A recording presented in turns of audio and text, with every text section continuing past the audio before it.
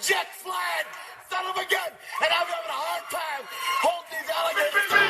You're talking to the Rolex wearing, diamond ring wearing, kiss stealing, willing dealing, limo jet flying. We Rick flaring on us, flaring on us. We Rick flaring on us. You talking to the Rolex wearing, diamond ring wearing, kiss stealing, willing dealing, limo jet flying. We Rick flaring on us, flaring on us. Jet, we Rick flaring on us, flaring on us. It's apparent these girls staring. I'm Rick flaring, gold across my chest. I'm fresh to death. I'm Paul Bearing, not at all scary. When I open like Betty Wops and find to these Urkels that's going in like a carry shot. Woo! I'm going in like a Mary Pop off that Mary Crop at the top flow at the Marriott. So questioning me is like questioning you. See, we the best dressed, so come and get blessed with the crew. Not one but two, different ways to slaughter your crew. Committed tat across the chest, I guess she blessed with the truth. People want to see them checks, representation of proof. Living through my elders trying to resonate to the youth. But ain't nothing to get my flash on. Longevity is heavily embedded in my melanin. Layman terms, I last long. My grind repetitive, I'm smoother than real silk. Lyrical cash cow who can't cry over spilled milk. We in here. You're talking to the Rolex wearing, diamond ring wearing, kiss stealing, willing dealing, limo jet flying. We Rick flaring on us, flaring on us. We Rick flaring on us. You talking to the Rolex wearing, diamond ring wearing, kiss stealing, willing dealing, limo jet flying. We Rick flaring on us, flaring on us. We Rick flaring on us, flaring on us. This ain't no normal situation, this preparation with greatness. Industry full of fakeness, it's really up for the taking. See, life is what happened to you, more so how you take it. Don't get stripped of your knowledge and mentally leave you naked. I like to live otherwise. I'm sorry that I'm fresh to death. I put the polo and apologize. See, black son, we ain't nothing like them other guys. Quit to socialize, we organize, then we mobilize. Off the deep end like a scuba diver. And no confusion, just keep it pushing like Uber drivers. Woo! Business fresh just like a supervisor in a Gucci visor. Can't find a smoother rhymer. You're talking to the Rolex wearing, diamond ring wearing, kiss stealing, willing dealing, limo jet flying. We Rick flaring on us, flaring on us. We Rick flaring on us. You talking to the Rolex wearing, diamond ring wearing, kiss stealing, willing dealing, limo jet flying. We Rick flaring on us, flaring on us. We Rick flaring on us, flaring on us. Yeah, DQ baby. Shout out that boy Nigga for that fire track. Hey, Black Sun, sun up. What's up, Vinny Vegas? What in Vegas? Yeah. Shout out Pharaoh's Kids, D-Phase, yeah, Bubba C, yeah, Rick flaring on them, Rick flaring on them, Rick flaring on them, Rick flaring, sun up, baby.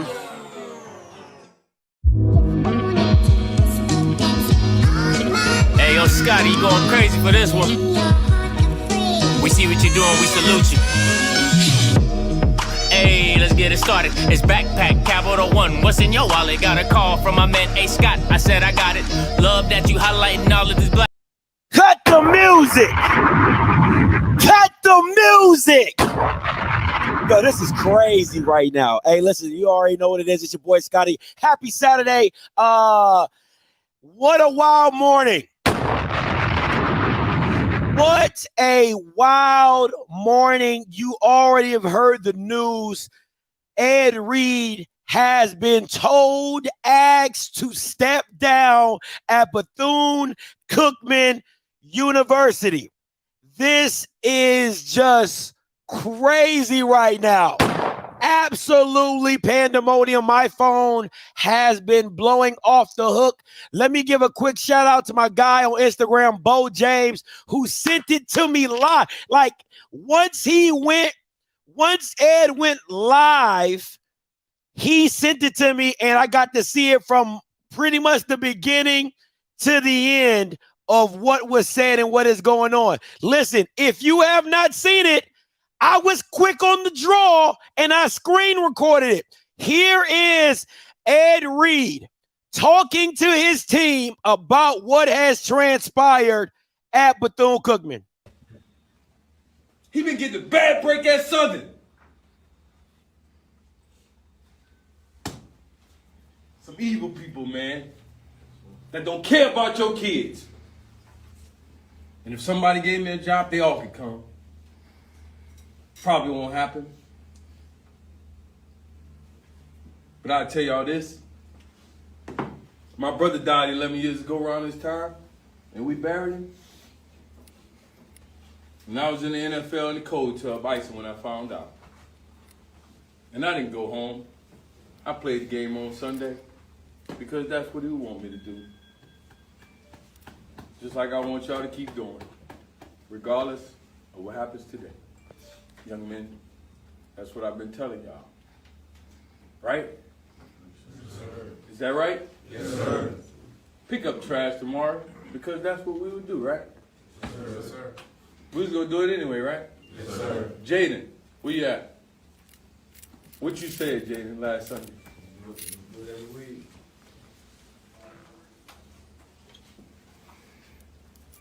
I'm not withdrawing my name as Reggie Thea's ass want me to do. He the one, and whoever else with him. You can't be an AD and a head coach. It's impossible. I worked at the University of Miami for 3 years and I saw it. Talk to me. And I know. Yeah, we in there live right You now. understand? Hang up the phone, Ro. We in there live right now. Roll! Yeah, it's prime. Be okay, dog. Yeah. Y'all understand what I'm saying? It's bigger than football. Protection. Teaching these young men about life. They ain't seen the play yet. We don't even have a practice field. Less than a week we've cleared this land y'all see over here. Less than a week. Because a man came from Baltimore who saw me come into his neighborhood when I was a rookie, talked to his neighborhood, his mom strung out on drugs, his daddy not in his life, and I talked to them and he said, I'm here for you. What do you need? I don't want to hear about all the bull. And I talked to him and I took him over there and he met him. He walked out there, my new best friend. He said, man, you don't even know me. His whole demeanor changed when he got back to me. He said, hey, you were right. I said, yeah, we cut that little piece of grass and them snakes showed. And I ain't talking about the rattlers. Bigger than football, mom and dad. We still have kids showing up today for the recruit weekend. We got kids showing up tomorrow. They told me to cancel it and y'all was getting off the plane. Where they do that at?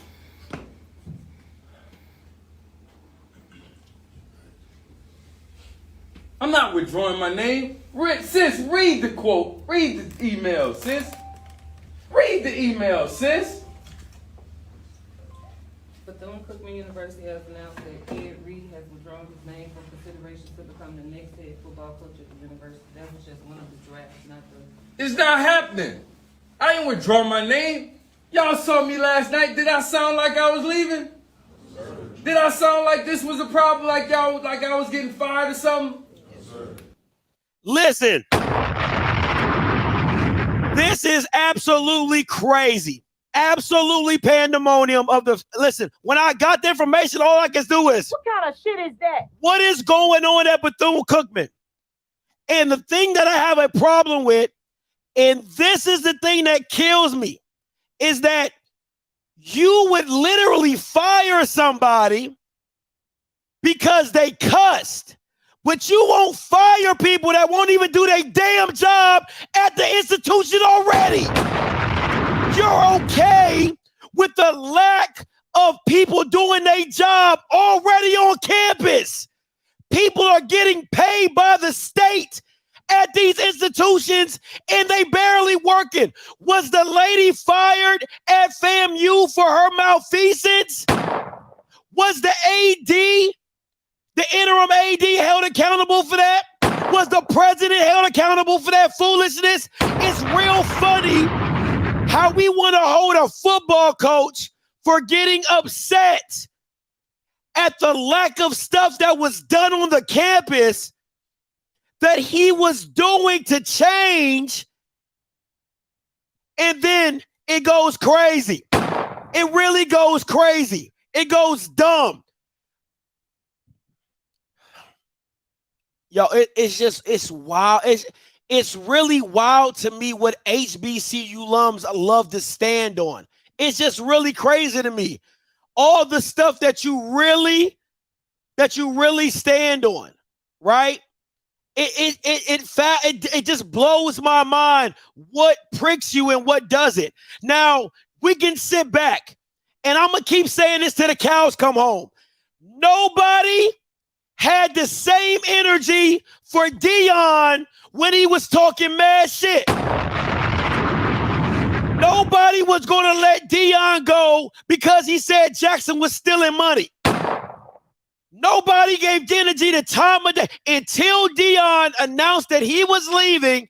Then everybody want to bring up all the stuff Deion said when he was dogging the institution. But because Deion does it with a smile and a chain, and he out here, he doing his high step, everything's good.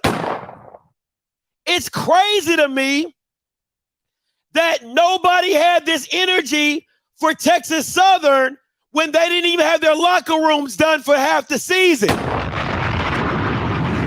Nobody had that energy for Texas Southern and their AD Granger when he didn't even have his damn locker rooms done for the kids at Texas Southern. Nobody had nothing to say about that but me. It's just really funny, the dumb stuff that you guys stand on and the stuff that you don't stand on. But everybody want to talk about how, oh, he cussed and oh, that was unprofessional. There's a lot of mother freakers in this arena that are just as unprofessional that don't have the platform of Ed Reed. And I would just hope that you guys keep the same energy for all those people who are just as unprofessional that don't cuss because they don't do their damn job.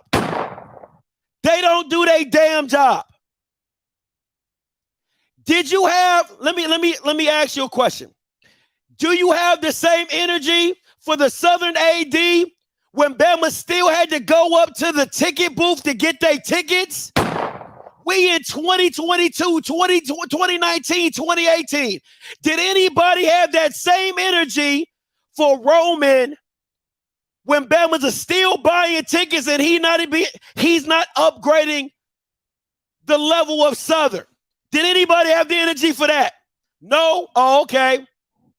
I'm just curious. I'm just curious. Did anybody have the outrage when Tamika Reed got on Twitter and she talked about she didn't have trainers? She a champion though. She had Jackson, so that's different. Did anybody? I'm just trying to come off the top of my head.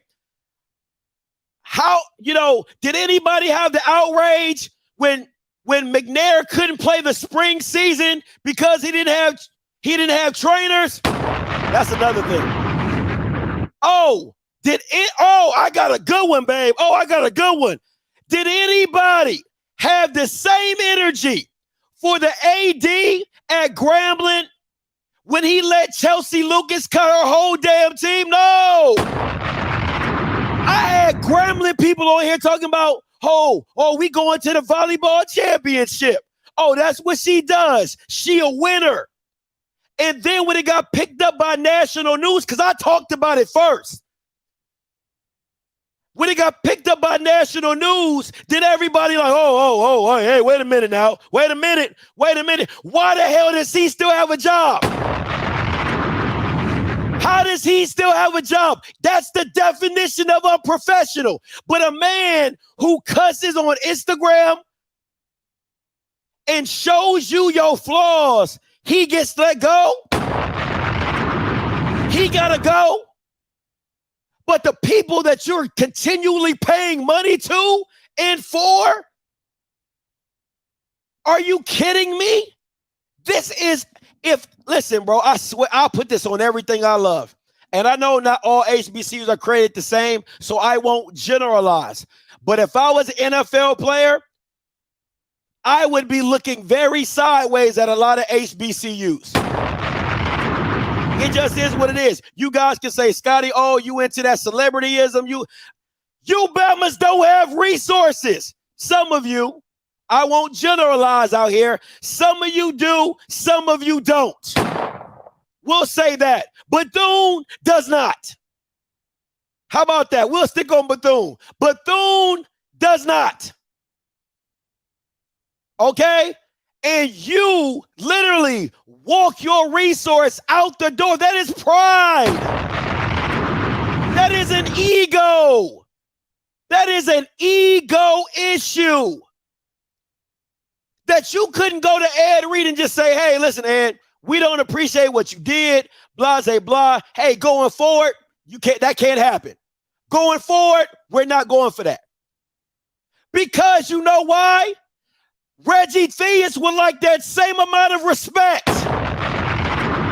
And he's been playing the role as a basketball coach and an AD for quite some time, and he's doing pretty bad at it, if I do say so myself. So he would want that same garner of respect that, hey, listen, I'm not doing too good as an AD. I would hope that you don't fire me.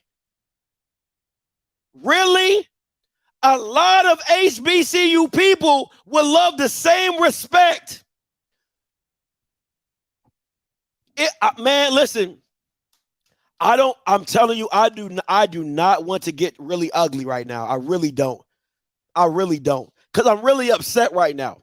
Because I had a whole list of people at fault here, right? I had a whole list. List number one, this guy, fake Rick Fox, all right? The fake Rick Fox. I got a problem with him, right? I got a problem with the board of trustees. I got a problem with that. But this is really who I got a problem with. Y'all, and you know who you are. Because my mama always said, hit dogs holler, right? So the people crying, talking about, oh my God, Ed read this and Ed read that.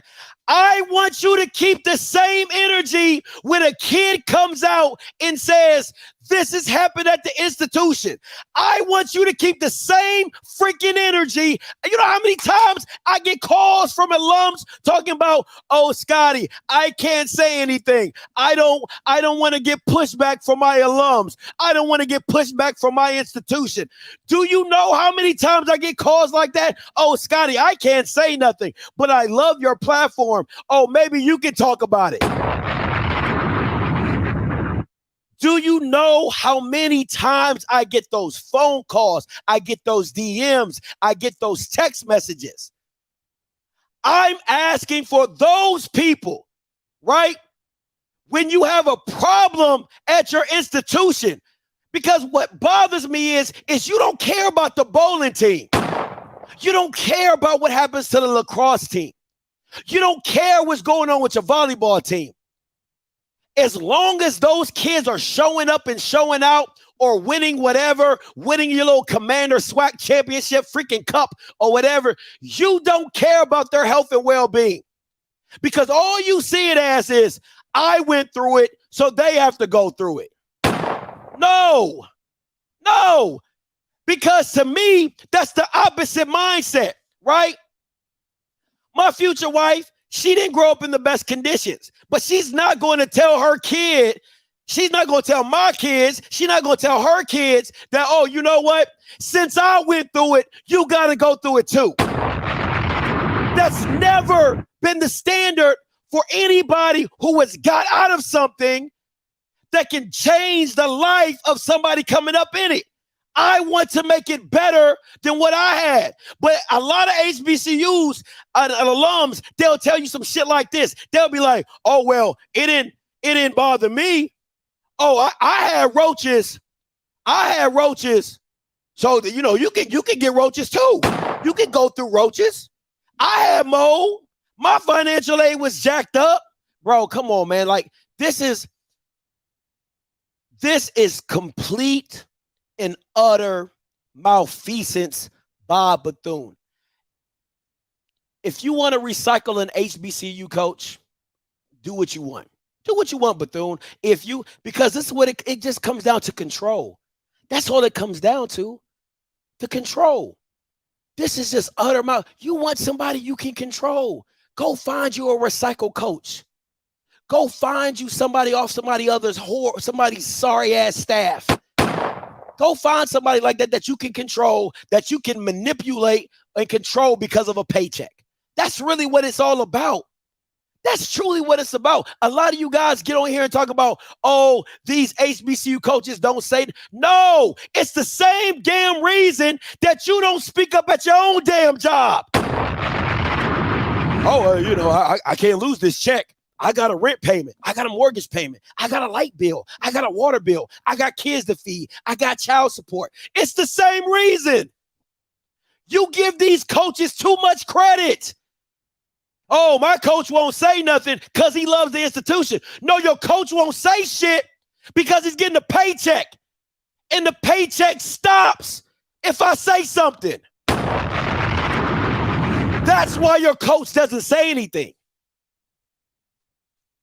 That's why. So miss me with all this. Oh, this person loves my institution. This person loves. Hell no. It's a job that they do not want to lose. That's why the check is that important.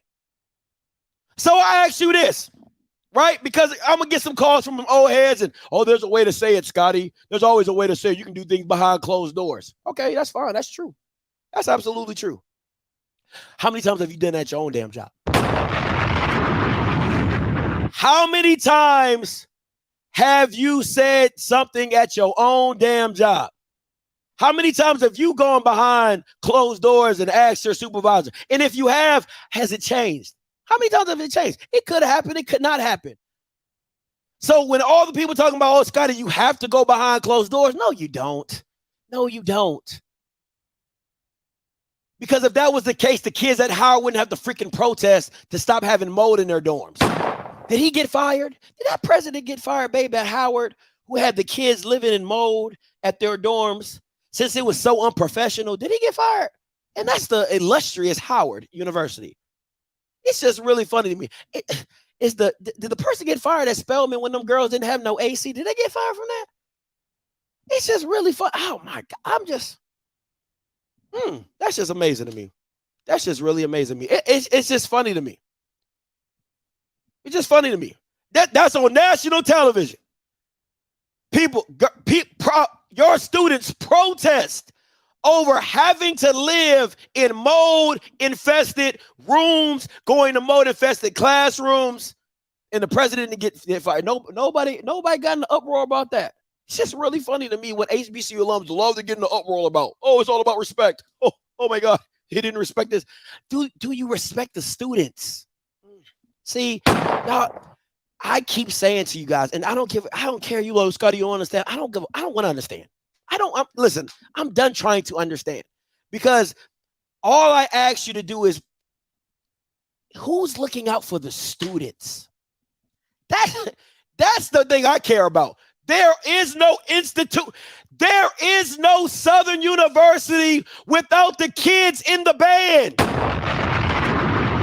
There is no FAMU marching whatever without the kids in the band.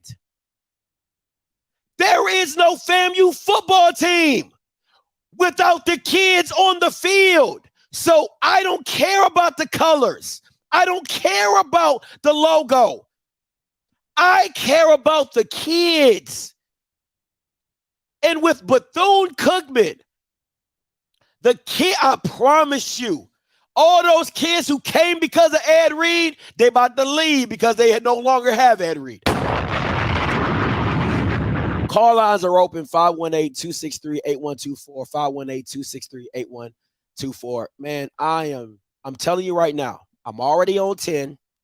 Don't call my line I'm gonna try to be as respectable. There is one other participant in the conference. I'm gonna try to be as respectable as I can, right? If you disagree with me, I'm cool with that. I'm just telling you right now, I'm gonna try to be as respectful as I can. All right, but I'm gonna get to as many callers as I can. It's a Saturday morning. This is just ridiculous right now. Hey, Coach Green, you live. Hey, man. What's up, man? What's good? Yeah. You know, when I got the news, you know, I was like, this is crazy. Because nobody talks about what the board been doing for years and years. Nobody want to talk about that. But everybody want to talk about what, you know, I get it, you know, when Ed Reed generalized, I get it, I understand that. But what about forgiveness? For all my godly people that sit here always talk about God, what if forgiveness is that? And then now people say, oh, that ain't how you do it. Okay. When the students come out and say something wrong, oh, now y'all ready to be like, yeah. Come on. But if a coach say something, oh, nah, the coach don't need to say nothing. He should do that behind closed doors. But it's another story for him to come out and say that. It's another story behind that. What happened when he probably talked to him behind closed doors? And they probably gave him a bullshit, because as y'all can see, you cannot give him something bullshit and he ain't going to respond. You know, everybody talk about do stuff behind closed doors. What about all these sexual harassment stuff that been going on behind closed doors because nobody said nothing?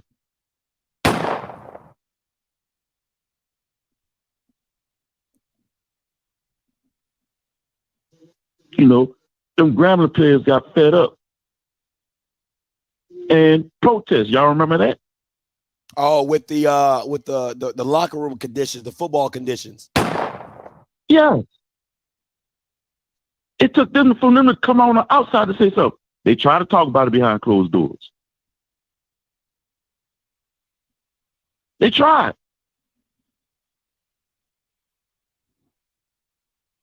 But nah, let's do this all behind closed doors. Sometimes you gotta say it out loud for it to get done.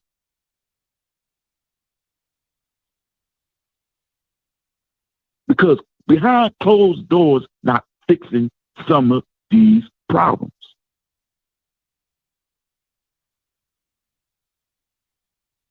But everybody got something to say because they ain't like the way Ed Reed put it out there. And then don't let me get started on some of my JSU people that all of a sudden got a whole lot to say. A whole lot. Because that's a whole lot. And that's my other issue with this situation. You know, because I'm an HBCU alum. I ain't like when Ed Reed generalized that. But you know what? I did forgive him. Because that was my parents taught me. Forgiveness. All right, nah, I'm gonna need you. Let's throw people under the bus. Yeah, it's a lot of people on the call. You got to speed it up for me. I'm done, dog. That's all I had to say with that, man. No problem, man. Appreciate the call. Hey, if you're a member, go ahead and drop your last four in the chat. If you're a member, go ahead and drop your last four in the chat. I'll get to you. And get the likes up. Get the likes up. All right. 9891 coming to you. What's up, my man? This is information, man. I'm a content creator, too. I've been talking about this issue. I don't have a problem with what Ed Reed said. I think the problem with us as a people is that we like to use a lot of excuses. We don't want to self-examine our own bullshit. And like you said a few minutes ago on this program, on your program, this has been going on from generation to generation. So why all of a sudden now everybody wants to be shocked by what this man is saying? We have to do better. I know the incident at Howard because I have fraternity brothers that went to Howard with that mold situation. It's been happening at different institutions. We got to do better. And if they want to get people in, high profile people in like an Ed Reed, we got to do better. Come on. We got to expect better of each other. And I just think it all lies on the hands of these administrators, these Negroes who have been setting up there, cutting their deals behind the background. And our kids, like you say, are the ones who lose out. Our kids. Thank you, brother. No, thank you for the call. Appreciate it. All right. Hey, listen, if you call in, I'm gonna keep it a buck with you. There's a lot of people on this call line right now. I need you to hit your, if you're gonna ask me a question, ask it. If you're gonna make your comment, make your comment. But I got a lot of people I want to get to, as many people as I can. 9137 coming to you. Hey, what up, Scotty? This is Monty. What's up, Monty? Talk to me. Hey, man, be careful what you ask for. You know, HBCUs keep saying we want these coaches. We wanted Ed Reed. We wanted Ray Lewis. But when you get people like this that's coming in the door that has money, that's been a part of winning programs and institutions, they just not going to be the go along to get along game. Absolutely. And that's what this comes down to. And we got to stop this BS narrative with HBCUs about the money we not getting. How about managing the money we are getting? Because when I went to an HBCU, tuition was not cheap. It would have been very cheaper for me to stay here and even go to Michigan State versus going down south and paying out-of-state tuition, because majority of these schools have a lot of out-of-state tuition, which is damn near double of what it costs in-state. So if you can't manage $30,000, how the hell are you gonna manage $30 million? Come on. If I don't trust you with $5, I damn sure ain't gonna trust you with 100. Come on. You know, so you know when you say it's fair or foul, it's fair because Bethune Cookman, as an employer, they have the right to terminate or not move on with the relationship. But we know it's foul because they being called out, and you know it is what it is. Now I'm interested to see by Ed doing it, what the motive. Maybe he has another offer, and this was a way to get out of it, knowing that I'm gonna go ahead and hit the beehive and get some people to come out and this to happen, you know. But you know, it is what it is. But we got to stop this. You know, we have to stop. You know, just saying like, hey, well, you got to be a part of this culture, be about this life in order to talk about it. No, you don't. BS is BS, and let's go ahead and clean it up and stop the same stuff, because a lot of this stuff do happen across the board, HBCUs. As an alum, people just don't want to admit it, and I'm just going to be real about it. It's a lot of BS that goes on across HBCUs, and when someone does cause it out, then you're a sellout, you this, you that, you ain't this, you ain't that. Same way you came in talking about the sports. First thing people want to say, what you wasn't, but was Scotty telling the truth about these contracts, about these programs, about these facilities? That's it, brother. No problem. Appreciate it. Like, let me comment something before I come to you, JB. I saw a caller. So a school with a $30K budget is supposed to provide the same experience as a school with a $30 million budget. No. All right. And let me give you the example of this, right? If I was paid $30,000, right? If I was paid $30,000 and somebody else was paid $300,000. Listen, broke is still broke, right? If you're $300,000 and you're spending $290 of it, or you're spending $299,999,000 and you got $1 left, you're broke, right? If I'm spending $30,000, if I got $30,000 and I'm spending 20 and I'm saving 10, it's not. I might not be what I'm getting, but I'm not broke. I understand money management. I can do that, right? So my thing is this: I'm never going to dismiss being underfunded. But that cannot overshadow where you're at right now, right? So this is how I look at it. If my dad was not in my life, that is trauma that is always going to be a part of me. But I can't continuously go through life and keep saying every time I do something wrong, if I steal a car, it's because my dad wasn't in my life. Every time I F over a girl, it's because my dad wasn't in my life. Every time I can't keep a job, it's because my dad wasn't in my life.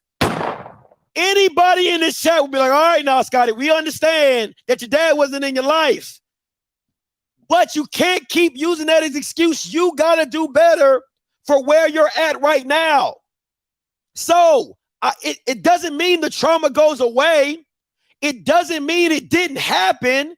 It's just that I can't keep always going back to that point when I'm here right now.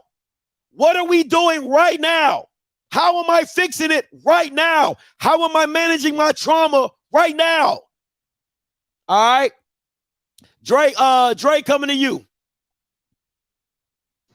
What's up, Dre? Hey, what's up, man?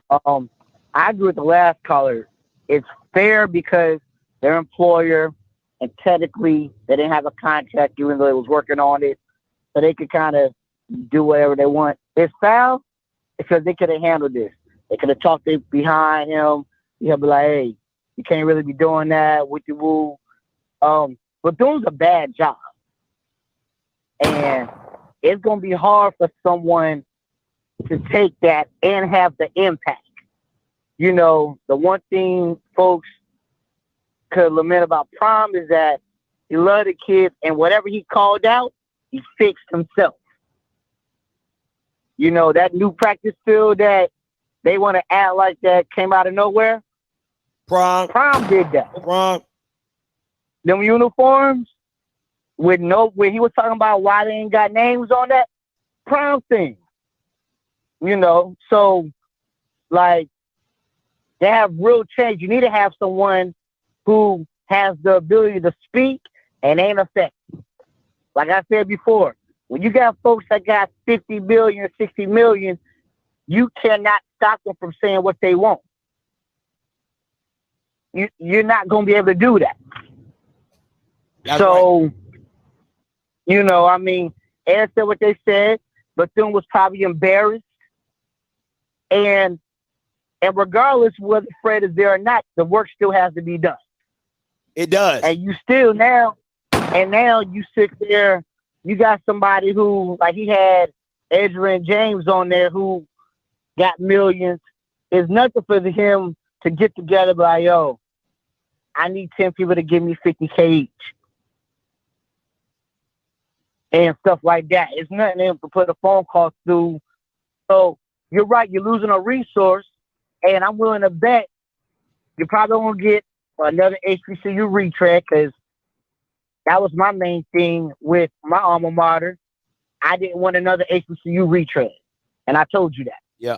So the work still has to be done, and you're still going to have to find resources to get it done. Ed Reed would have had accelerated that, but hey, there's a way this could have been done, and he still could have kept his job. It could have been, definitely could have been, and a press release would have been the best thing. I appreciate the call, Dre. Listen, the one thing that I've realized about HBCUs, you guys do PR essentially bad. You're horrible at PR. A great PR move by Bethune would have done a press conference, regardless of hiring Ed Reed. Is you do a press conference and say, hey, listen, we the institution have spoken to Ed. We're going to move amicably to get this contract settled. We've talked. We understand what we can. That is good PR. And HBCU suck at it. You all suck at PR. How do you think Auburn got that Bama Hugh Freeze who been sexually harassing women for the past 5 or 6 years? Good PR. They had a woman's right protesting outside of Auburn. Like, don't hire that white Bama. Great PR got his ass in the game. So, HBCUs need better PR. Just overall, aesthetically. Just make some shit up and say it right. A&T Roy, coming to you. What's up, man? What up, Scotty? What's good? What up, Scotty? What's goody? All right, man. Listen, I heard you say you're on 10. I'm gonna tell you what, I'm on 15. Tell me this. What if Ed, well, I think you'll agree with me. Every school has some kind of issue. You agree? You said Ed Reed has what? Every school has some kind of issue. Something ain't right. Absolutely. Yeah, every school has an issue. Yeah. So let's say, what if Ed Reed would have gone to a PWI And the thing that they didn't have right was the thing that hit him the hardest, that he really didn't like. And he did that same thing. What do you think would happen?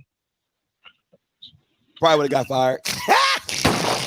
They would have canned his ass. They would have fired him. And here's the point. Here's the point. There's just some things you cannot do. You have it in your relationship with your fiance. If one of you cheated on the other, matter of fact, if she cheated on you, you probably canned her, right? But there are a lot of women who wouldn't can their man because they don't do it that same way. That's real. And so the point here is this. That's real. Huh? No, I said that's real. You're right. That's real. Right. And so the point here is there's just some things you cannot do. And Ed did the thing that a lot of their big folks said, oh, no, we can't have this. Matter of fact, Ed made a mistake. And here's the mistake he made. He thought he was better than Deion. He can go on social media and curse, and it probably comes down to that. Curse and degrade and all that stuff and think that he can get away with it like Deion could. And Deion never used that kind of language. Yeah. Deion was a little bit more diplomatic about it, but he still said what was needed to be said in a lot of cases. And so I'm going to leave it at that. There's just some stuff you can't do. And that's what Bethune Cookman, I believe, came down to was, we can't have this. I don't care what he brings to the table. We just can't do it. Okay, let me ask you this. And I love, listen, AT, listen, you made some valid points, bro. I can't even, I love it. My thing is this. How much? Because I look at it like Jackson sold out for championships. Would you agree? Yes. Yes. Okay. So Jackson sold out for championships. They got, you know, Deion was allowed to move and dictate because he won games, right? So let me ask you this. Could Bethune not have done the same thing? Would you not just sell out to get what you wanted out the deal? Because if you could go into that deal with Ed and say, hey, this is going to be a 3 or 4 year deal, what we're going to get out this, because think about what Jackson did. Jackson's like, if you think about what Jackson, they came out on the opposite side of that thing pretty high, right? Got a new practice field, got a major amount of exposure, you know, I mean, primetime television, college football live. They got a lot of stuff out of the deal, and Deion got some stuff out of that deal as well. So even though they kind of did sell out for Deion and, you know, they let Deion talk crazy about them, Deion did a lot for them, and they did a lot for Deion. Why couldn't Bethune see the same thing? You get what I'm saying? Like, I agree with your points of there are certain things that you can't do that will get you fired. Now, I think at certain PWIs, he probably would have got away with it if they were in a position, like if he went to a Houston Baptist, they not about to fire him. I don't care what you said. You know what I'm saying? Like, it's certain, I believe certain PWIs would go for it, certain PWIs wouldn't go for it. But I'll say this though. Could Bethune have just looked the other way and said, hey, let's try to get something out of this deal while we have them? But, you know, that's just my question to throw back on you. Yeah, they could have, but the problem again, and I'll do it a little bit about Ed not being Deion. Ed came second. I can almost guarantee you that there were some Jackson State uppity ups who hated how Deion moved over there. Yeah. Right? Yeah. And so Ed comes second, don't have the bravado, don't have the platform, don't have all the stuff that Deion had, use that bad language. Matter of fact, this might have been a HBCU, a kind of a HBCU wide kind of thing, because Ed lumped everybody in together. All HBCU. Man, we were losing our minds at A&T. Are you serious? We got some issues, Ed, but don't put us in with where Bethune is, especially with us knowing what's going on over there. And matter of fact, I'm gonna tell you what, I'm so glad that we ain't jumped on this bandwagon of all these folks, these kind of folks coming into our spot. Because frankly, we got issues and we argue amongst ourselves and all that stuff all over the place. So yeah, they could have, but man, he came second. You know, and he really embarrassed Bethune Cookman. It seems like he didn't go to them first, and I don't know that to be the fact. Seemed like once he saw the stuff, he just spouted off at the mouth without going to the folks and saying, hey, I can't take this. This is terrible. What are we going to do about it? And so, man, I'd have fired that dude as soon as I saw him do it, to tell you the truth. You know what? You ain't doing this. We know we got problems. We know you coming here to try to help us fix it. And let's be clear about this. Ed's point about it's about the kids. Do you know, ain't that why HBCUs are around? We don't always get it right. But if you ask any HBCU coach, I'm going to almost guarantee you that what they're saying is, man, life is more important than this sport. And we trying to teach you how to be good men in the community, in your family life, and all that stuff. What Ed said there is not rocket science and nothing new. Matter of fact, if you go watch some of Vincent Brown's videos right now, you'll see the same thing. So, but he better not be thinking he coming in to save the black kids that come to these schools. There'll be some other kids that are going to come to Bethune Cookman. That's fair. They're going to want to play football and all that stuff. These kids that are chasing Ed and all his glory and bravado and all that stuff, they probably won't come. But it just all it does is it opens the door up to some other kids. So be gone, Ed Reed. Hated we had to do that, but I'm glad they did. That's fair. Listen, I love the points that you make. I can't even dispute most of that. I love it. You know what I'm saying? I appreciate you for the opinion. All right, man. All right, man. Appreciate it, Auntie. All right. Hey, that's real. You know, listen, sometimes listen, you gotta get real. When right is right, you gotta give it to him. So I'll give him that. Hey, what's up, JB?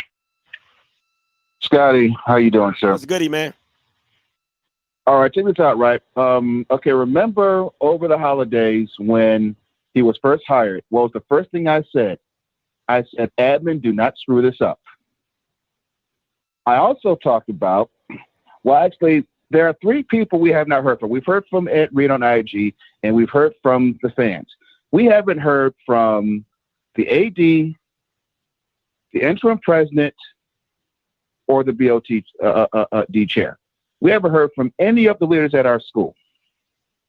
No one has done any kind of press release, nothing like that. But let me say something else too. Now, Scott, you said you're going to try to be nice and polite about this. I won't do that. So I'll say what you maybe don't want to say right now. Everyone who's talking about they're glad Ed Reed is gone, they are not Cookman alumni. Let me say this again. Everyone who's upset about, well, okay, Ed Reed deserves to be gone, et cetera, et cetera, et cetera. Once again, if you are locked in what's going on at Cookman and the clusterfuck we've had for the last 10, 15, 20 years, Ed Reed was speaking truth. Here's what happened. Ed Reed was not selected because our feelings got hurt. That's all it is. And it's also funny how we talk about how we want these NFL Hall of Famers to come coach our schools. Once again, like I said before, they move differently. You want growth. Growth is painful. Now, do you envision any big names coming to coach our schools anytime soon? You know, it's funny that you said that. I literally made a question. Should this be a warning to NFL players? And if I was one, I wouldn't do it. I wouldn't do it. If I was an NFL player, I wouldn't go to HBCU. I ain't gonna hold you. Exactly.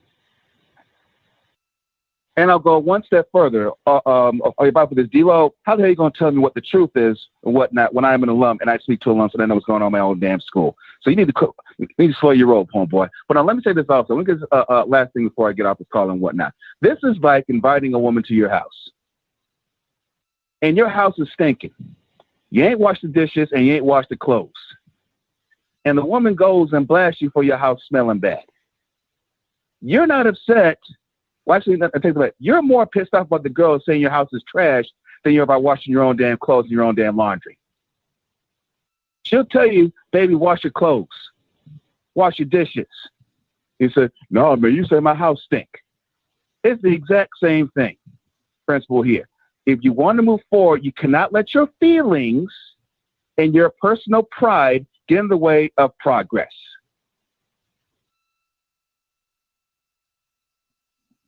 That's fair. All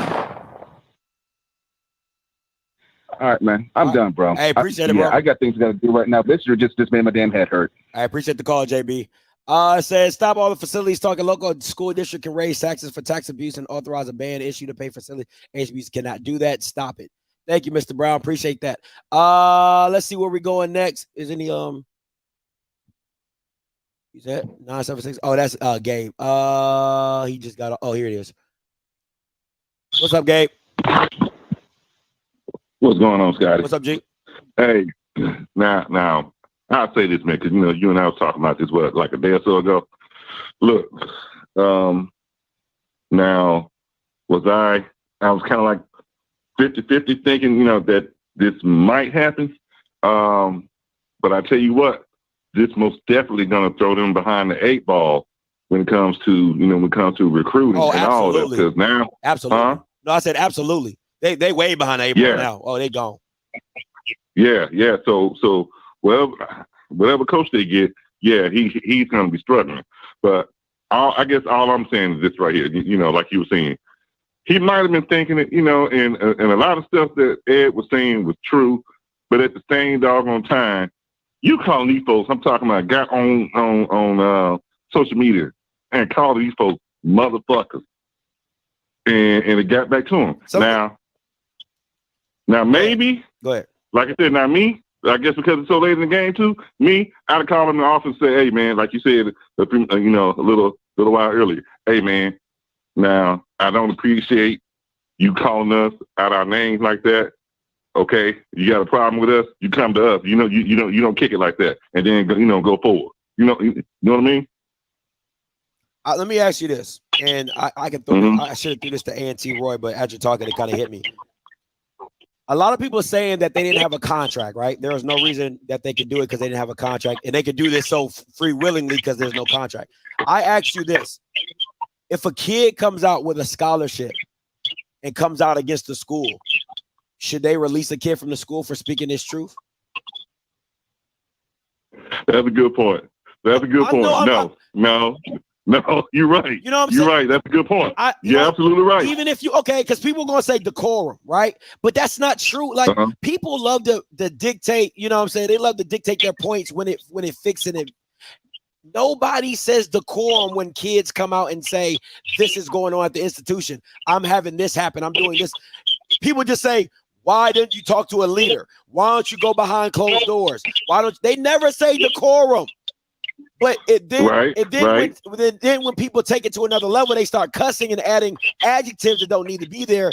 Then they'll throw in decorum as well. I just throw my hands up. Okay, Scotty. Let me throw something back at you. So now I work for you, right? Yeah. Now I do the same thing Ed did, and I say that motherfucker Scotty, he even had the damn kindness, the wherewithal to clean out my goddamn office. How would you take that? Depends on who you are. If you're somebody I'm looking to, like, let's say if you were like Shannon Sharp, right? You were Shannon Sharp on this program. If you were Shannon Sharp on this program, like, then I might, I'll probably look past it, or we'll talk behind closed doors. But if you're a nobody or somebody I'm trying to give an opportunity to, I'm gonna have to let you go. Okay. Well, I don't even want to talk about Shannon after last night, but I'm gonna say this. I'm gonna get up on off here. Now, me personally, especially like it being so late in the game, I'd have called him in the office. We'd had a conversation, and I'd have told him, "Now that's the last motherfucker I'm gonna be," and I'm gone, man. All right, man. Appreciate it. Let me see where I'm going. Hey, Mr. D, coming to you. Hey, listen, I got a lot of callers. Y'all can't lollygag. I got a lot of callers. I'm trying to get to everybody. Hey, what's up, Mr. D? What's up, Scott? What's up, Scotty? What's goody? What I'm about to say is going to probably be controversial, but I think it's the next level that we have to deal with, and that is, it's time for the governor to take over the school and put it in receivership. Ooh. I know a lot. I know that's controversial, but there's a systemic problem at the school. Period. This is bigger than Ed Reed. This is about the systemic problem that's foolishness going on with the board of trustees, the administration, the alumni issue. It's time to put the school in receivership. I'm about solving the long-term success for Bethune Cookman. Right now, we're dealing with the short-term issues. Long-term, can the school sustain itself? No. Period. It can't. Too many issues. It's time to put the school in receivership, reorganize the school, and come back out on the other side. That's what we need to be talking about. Talking about Ed Reed is a symptom of the problem.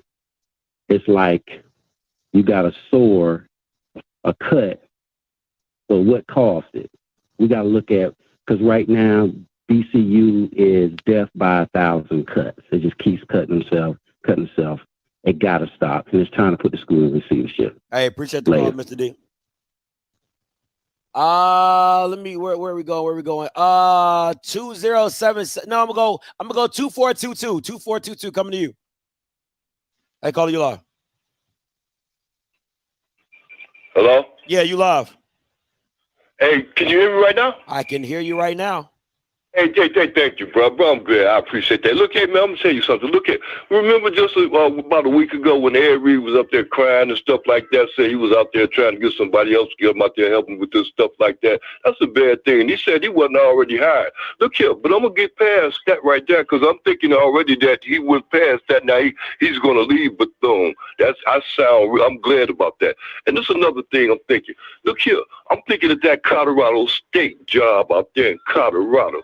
That look real good for him right now. I think a lot of people waking up to what's going on and what ain't going on. The reason why what I'm saying that is, let's go right back to Deion Sanders and what he's doing somewhere else. Just on his reputation, not just his name, because his brand is going with him too, as you see that, which is business. Let's go ahead and say, Ed, we ain't talking about Deion, Ed Reed. I'm still on subject. Now, he going past that Bethune and what's out, that ain't happening, so he's going to move on. Let's say, hey, that's not, don't look at that. That ain't going to happen. Let's say Colorado State. Maybe they caught on to what's going on.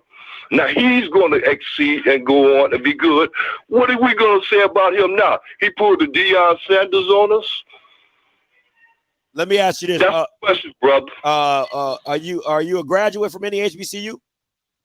No, I'm a supporter of Mississippi. Boy, I'm telling you, Jackson, Mississippi. All my family are all through that Greenville, all through that Ruleville, all through there. I'm just saying as such. And I'm a 63-year-old man that played a lot of basketball through universities.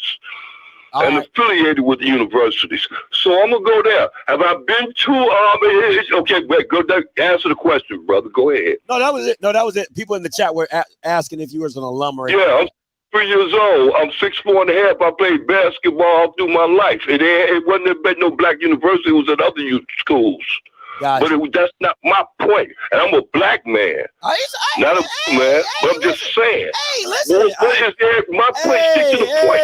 My question, what is Ed going to do? What is he going to say? Well, how he's going to explain himself because he's at Colorado State right now. Hey, he's at Colorado, not State. But anyway, my thing is that I'm saying, Ed, I'm not talking about Deion Sanders. Ed Reed, let's say Ed Reed get that job in Colorado State. It's not happening because it's coming. But it's not. Anyway, what are we going to say about him? Did he jump ship like Deion Sanders? That's a question, brother. How he going to jump ship? How's he gonna jump ship when he ain't on the ship? How you gonna jump ship when you ain't on the ship? That don't make sense. You don't see well, listen to me. You don't see him getting that backslash because of the fact that it didn't work out with him at Bethune. Now he go to another white 5-star school or a big school. You can't jump a ship when you're not on another ship. You're not on Bethune ship no more, so we ain't jumping those ships. Thank you for calling, Mr. Black Man. God, no. I was trying to let you live, my boy. I was trying to let you breathe all up and through there. But hey, I wasn't even trying to come for your blackness. Jesus Christ, this is what we doing? That's what we doing right now? Oh, my goodness. Smash coming to you. What's up, Smash? Scotty, boy, you was almost a job turkey. You hung that phone up. No, I'm like, bro, I wasn't even trying to come for you. You know what I'm saying? I know. I felt on the black hand side. He was speaking with a power of the people voice, boy. But anyway, look, Scotty, man, I'm on the fence about all this. You know what I'm saying? Because it's funny, like I feel like it's both sides. Like when every first duty did, I ain't like it at all. I felt like you just got the come on, man. I feel like you talk like you're bigger than the school, and when the caller said it, you're not Dion. You know what I'm saying? You second. But at the same time, this goes back to us at HBCUs. There ain't nothing new that happened to Ed Reed. When you speak out of HBCUs, they define it with a fire, they fire your ass. You know what I'm saying? And them higher ups were looking at the board like, y'all gonna take this from him? You know what I'm saying? That's the real reason. It took too long to fire him. They should have fired him the next day instead of waiting at all this time. You know what I'm saying? That's what I don't like about it. So I'm on the fence about it. You know what I'm saying? But I definitely see both sides. Because I was when he went live of the week, I was like, you wouldn't have said none of that if it was a white school. But at the same time, like we can't get mad because he called off some stuff as well. So it's almost like, damn. It's like he slapped Bethune Cookman, and Bethune waited till everybody said, "Oh, y'all got slapped." Then fired. It was kind of like a scary. You know what I'm saying? Like that's what I don't like. You know what I'm saying? You gotta stand on business. That's why I'm just kind of like about time, but you waited already. Now we pulled the card. So that's what I don't like about it. I ain't like none of what Ed Reed was talking. I just felt like he was too big. But I'm looking at Bethune like he ain't Dion. You know what I'm saying? You drive a strong point when you be saying how Dion, the way he worded, how he wears gold chains, and how he smile in your face when he do it. You know what I'm saying? Ed Reed a real nigga. You know what I'm saying? He ain't about to, he going straight to the cut. But at the same time, I'm looking at Ed Reed like you got to take your lick. You know what I'm saying? Granted, you already got over on him. You already put it out there, but it's just some BS across the whole board on both sides. I feel like it was kind of fake. And them same higher-ups you said who didn't like Dion being at Jackson is the same higher-ups who looked at Bethune Cookman board like, y'all better fire him, even though it's too late. You know what I'm saying? Y'all just putting yourself in more fire. But that's how I feel about the whole thing. I just feel like it's some bullshit across the board on both sides. I agree with that. I like that. I like that point of view, Smash. But hey, that you got smacked in the face. That's real because, you know, as black people, we don't like to be embarrassed. That just is what it is. We just don't like to be embarrassed. And if you at the school lunch table and people clowning on you, right? So it's like people clowning on you, and then the person that is, you see somebody laughing, I'm like, I know you ain't laughing. Why you laughing? You know what I'm saying? So you ain't do that to him though. You ain't say him nothing. You ain't say nothing to him when he did it to you. You know what I'm saying? So I agree. That's facts. I like that. That's a great analogy, bro. That is a great analogy. That's my time. Hey, appreciate it, Smash. That is a great analogy, boy. Black people do not like to be embarrassed at no point in time. 1115 coming to you. 1115 coming to you. Hey, Caller, you live. Hey, what's up, Scotty? What's good? What's up, Scotty? This is Mo Facts. How you doing? What's up, Mo? Talk to me. Hey, I'm gonna be real quick with my points, but first of all, like the last caller said, Ed Reed is not prime. So I mean, that y'all was saying he can't get away with certain things, and we got to say this about Ed Reed. Ed Reed wasn't even the leader on his team. It was Ray Lewis. He was the vocal leader, but he wasn't Ray Lewis. You get what I'm saying? Sorry. So I think Ed Reed, I wanted to be honest with you, he wanted to be fired. I said this before. That's why he stressed the whole point of not being his contract. But let me get to the point that I'm trying to make. When Ed Reed came out there and said, "Oh, look at the trash, look at the gate, blah blah blah," people got to understand. Joe Biden gave HBCUs $5.3 billion. And I don't do politics, so I'm not for Biden or Trump, but he gave them $5.3 billion. It was phone calls made when they saw that Ed Reed video to say, "Oh, we done gave y'all a lot of money, and y'all got gates busted and trashed everywhere." And as you know, it's rolled downhill. Sir, you know what I'm saying? Sir. I'm sure that president got a call, and he is the interim president. Mo, first of all, let's backtrack because you just first of all, to say Ed Reed is not a leader is a lie, right? That's I said he's not the leader of his team, of his team. Anyway, what is a lie? It's a lie. It's a lie. Okay, it's a lie. Stop it. Anyway, second, how you gonna say I don't do politics and then bring up a political point? What are we doing? No, I'm talking about money. $5.3 billion given to HBCUs, and you got busted gates. What I'm just saying is phone calls were made. Whoever at the president, like, what's going on down there? Y'all giving us bad optics. I'm not bringing up a political point. I'm bringing up a financial point. I'm going to give you an analogy. That's just like if I give my wife $1,000 for grocery money, and I come home, the kids slamming the first door like, ain't no damn food in this house. Da-da-da-da-da. I'm going to my wife and like, what the hell happened? I gave you $1,000. Why are the kids hungry? Let me ask you a That's question. the analogy I'm trying to, you see what I'm saying? Do you know? That's, go ahead. Can I ask you a question? Do you know that private institutions don't get federal funding? I do understand this.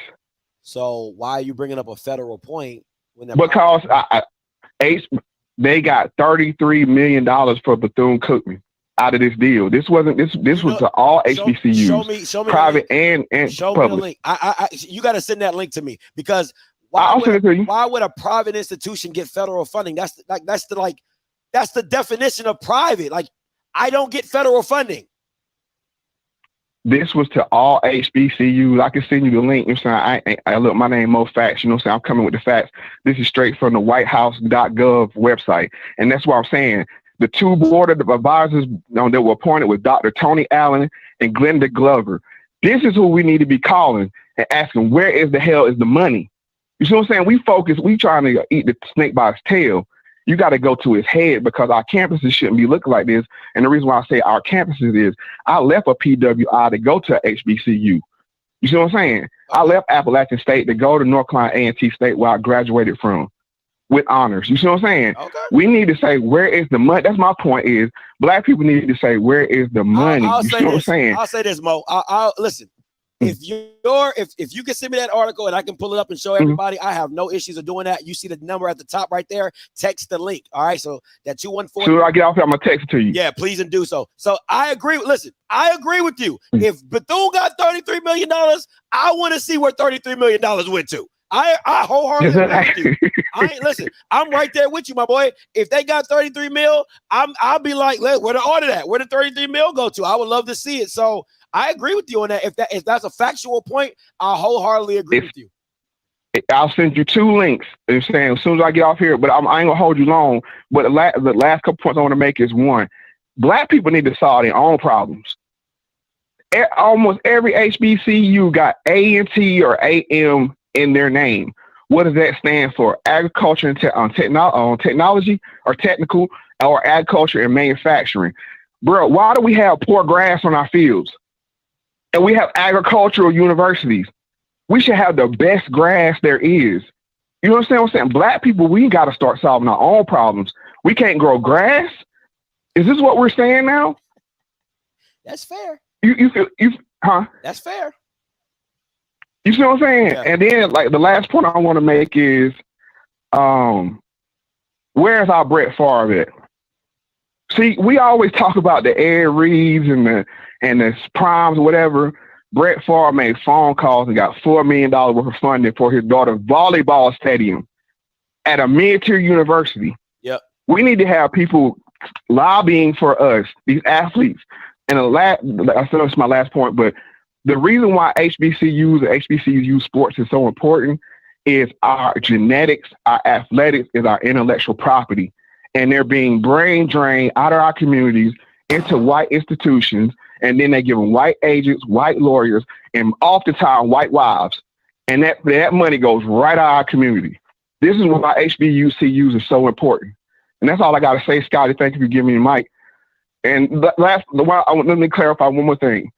What I'm saying is Ed Reed wasn't the leader on his team. He was a leader as secondary, but Ray Lewis was the leader on the Baltimore Ravens. That's the point I was making. I appreciate it, Mo.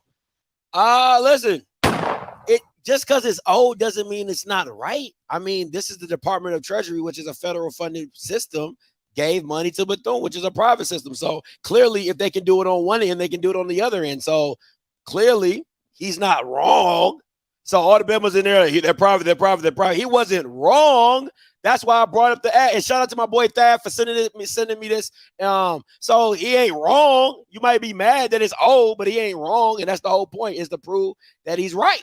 All right. So it is what it is. I'm gonna go 4-7-3-2, then Brooks coming to you. Hey, calling you live. What's up, man? What's good? What's your name? Where you calling from? This is Big Morris, man. I'm from Decatur, Alabama. What's up, man? Talk to me. No, man, I was calling. Hey, That boy said he gave the HBCUs $5.3 billion. I graduated from Appalachian State. No, he graduated. No. He graduated from North Carolina A&T. He left Appalachian State to go to North Carolina. Don't be putting words in that man's mouth now, okay? Don't be doing that. Did he hang up? Oh, he hung up. All right. JB, coming to you. Hey, JB, you live. Hey, what up, Scotty? So just wanted to clear up a couple of misconceptions, man.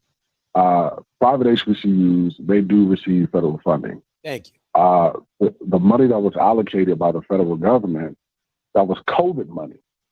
And when you got these coons like Deion Sanders and Ed Reed making innuendos like, where's the money? They need to be audited. Listen, man, these people want that COVID money that's specifically for academics to be spread to athletics and fixing gates. You can't do that. That's the fastest way for SAC COC or the federal government to shut your school down. I hate how all these folks who are misinformed, or really, in my opinion, they're not misinformed. They just like spreading false narratives about HBCUs to kind of galvanize their track into a PWI space. It's disgusting. There's no HBCU that can use COVID money for anything outside of academics. Why? You going to prison. You going to federal jail. That's what happened to Morris Brown. You can't steal money that's given from the federal government to allocate it somewhere else. And Coach Fromm knew that at Jackson State. He just wanted to have a narrative, you know what I'm saying, to like, I guess, verify his reasoning to go to Colorado. Same thing Ed Reed was doing. That's the true blueprint that Coach Fromm was providing to all these other head coaches. Yo, it's a hustle. Let me get you to go to a HBCU, talk some shit about them, provide some false narratives, and then that'll have a little bit of success, and that'll provide your way to a PWI. It's disgusting, man. Bethune Cookman, much respect, man. I salute you for doing the right thing. It's all about integrity, man. Hold on. Where's the hustle for bro? Come on, man. Like, JB, where's the hustle for people getting paid by institutions that ain't doing their damn job? Where is that energy for them? You're asking. You're telling. Hold on.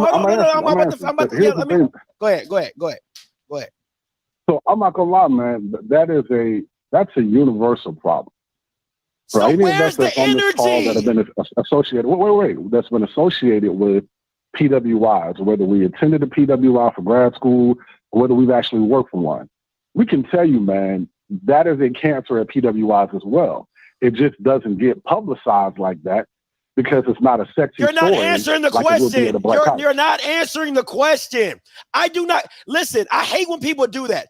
I tell you, it's like you're cheating on your girlfriend. You're doing nuances like, oh, bring up PWIs. We know it goes on. I say it all the time. Nepotism happens at PWIs. Nepotism happens there. All that stuff happens at PWIs. We understand it.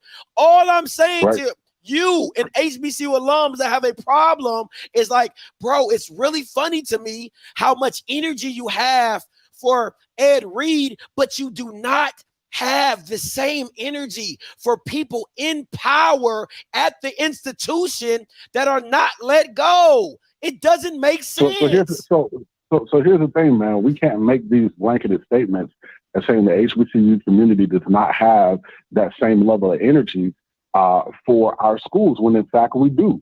These national alumni associations, these local chapters, we have advocates on the ground that are in these presidents' ear telling them, hey man, this person is not doing their job, whether it's regarding, enrollment management, whether it's regarding the grounds keep, whether it's regarding fundraising, whether it's regarding anything. We have that smoke for them. You just don't hear about it because we don't have that type of platform that a Coach Fromm has.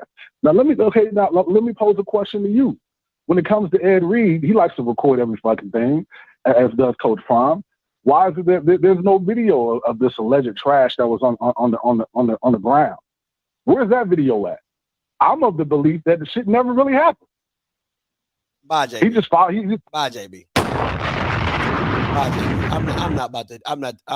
Now he's just making up stuff now. Now we just making. Oh, I'm gonna get on. Come on, JB, man, stop playing with me. 2077 coming to you. What's up, Miss Angela? You live? Hey, Scotty. What's goody? Hey, how y'all doing? I know the caller before this guy. He was talking about if the kids went to the refrigerator and said ain't no D food, he gonna go to his wife. First of all, you need to be asking your kids why they cussing at your wife. But anyway, another thing, she said something about Brett Favre. Why can't we have people like Brett Favre who could make a phone call? Well, here in Mississippi, he's not seen as a saint. He's not seen as somebody who is someone you want on your team. And I understand what he was saying, his notion. You know, we need people who can make a phone call. But here in Mississippi, Brett Favre is considered by a lot of people as the new welfare queen. Now, I want to say this. Houston, we have a problem. What caused the frustration, right? What caused the frustration for Ed Reed? And Ed Reed, he brings value to the table. He is somebody, and he brings value, okay? So I don't want anybody to ever think that this brother doesn't bring anything to the table, because he does. Now, the powers that be should take this and make changes accordingly. They should look at that video, because, you know, if you look at Ed Reed look like he gonna say something. So if somebody like Ed Reed, to me, he needs a PR person, but he got frustrated. And the question is, what caused the frustration? Let's be clear here. We want to look past the colorful language and deal with the content of what he said. See, everybody want to get so caught up on the fact that he said this word and that word, when in actuality, when we go to the movies, we pay to hear these words, right? Yeah. But you got somebody who's talking about the frustrations of the day-to-day operations that's going on at HBCU, and this is just one in particular, right? And so let's not act like we are shocked by the cussing, because we're not. And a lot of people might say, well, that's not part of my culture. Well, I'm Black, right? And we're talking about an HBCU, and I have served as a professor on the professional level, and I've heard doctors, okay, cussing. So let's not act like, and some of your professors are going to use some cuss words when they're giving their lecture. So let's look past that, right? Because if it were a student, they would have to look past the fact that the professor used a bad word, because they're going to be expected to master that course. Hold on, right? Hold on. So let's look. Miss Angela, let me. I gotta stop you, because if somebody's using cussing inside the classroom, it might not be a great representation of what the school. It's not, but they do. Yeah, but, fair, but we're talking about an individual cussing, using curse words directly at the institution. That's two different things. There's a decorum inside the classroom that you would probably want to have your professor, but then to use that term, to use those adjectives towards the school, I think people see it as a bigger issue. So I'm gonna throw that one to you and let you answer, and I gotta let you go after you answer that. Okay. Well, the powers that be, and I'm just gonna reiterate, they should take this information, right, that has been gathered, that we cannot take back. So what do you do with it? The powers that be should go and do something and make changes. If he's frustrated, is the next person they hired, they're probably going to have shared the same frustration. They didn't get rid of Eddie Robb when he made comments, because you know why? He made it towards Deion Sanders and not any HBCU. He still had to apologize for it.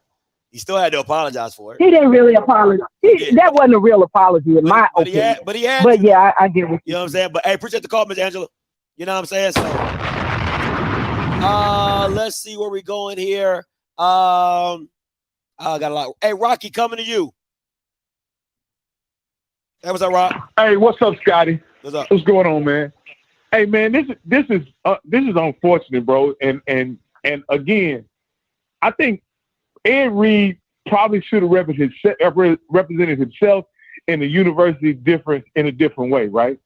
But it still don't remove the fact that what he was saying was true. Facts. And why can't we rally around that? Like that's the thing that bothers me about HBCU supporters, HBCU grads, is that y'all would completely ignore the facts and get all caught up about how somebody did something.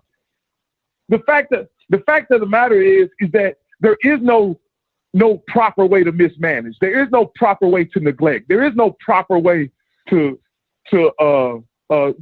mistreat and neglect your institution. And so however it gets out, let's fix the problem. Yeah. Like that's how come we can't rally around Ed to get the problem fixed rather than focusing on how he said what he said? That's fair. Hey, appreciate the call though, Rock. Got a lot of All people right, to call on, man. Good. You already know who it is, the one and only. Ro, you there? I'm here, Doc. What's up, Ro? Talk to him. I literally just landed in St. Louis. I've got a book signing at 3 p.m. And Doc, I was about to lay down, take a nap. I only got 90 minutes sleep last night. And I opened up my Instagram and I saw a post about Ed Reed not going to be the head coach at Bethune Cookman. First thing I did was called him, sent him a text message. I went to his Twitter feed. The reality is that Ed Reed was forced out as head coach. So a video has already been posted of him talking to the players. Ed Reed, it was not, as his statement said, they had pretty much agreed to contractual terms. They forced him out. They were angry. They did not like the videos that he had posted. And look, he said he wanted to be there for those kids, for those parents. Things need to be done right. You know, you heard him talking about the conditions.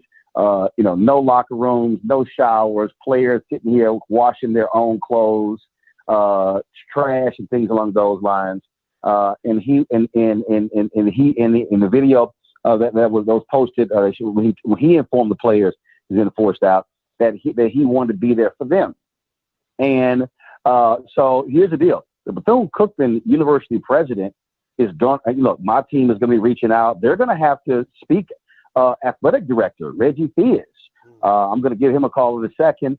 He's going to have to speak as well. You know, they're going to have to speak about this here.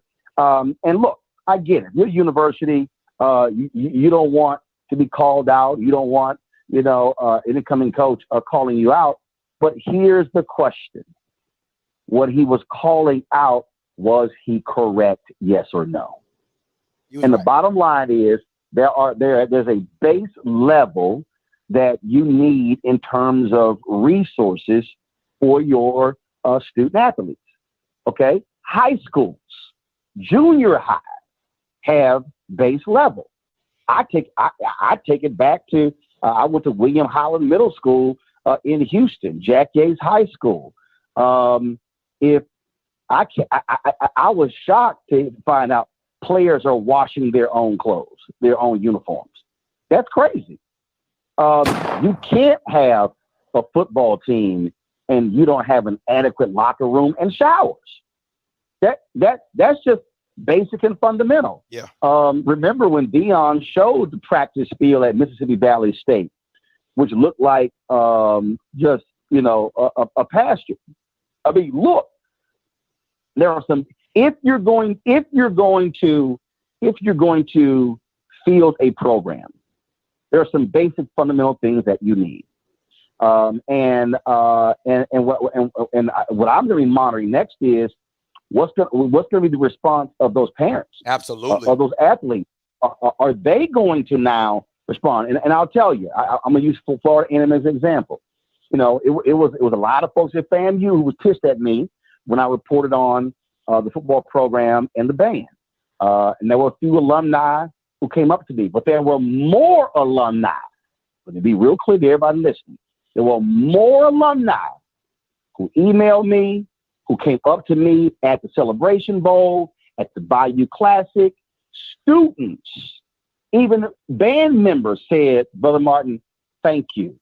You putting that stuff out there, changes were made.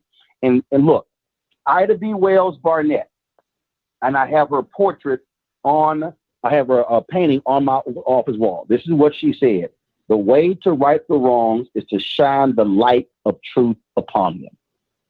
And so if we're going to have a conversation, let's have an honest one. Was he right or was he wrong? And if you're Bethune Cookman, Show the facilities. Show them. And here's the deal.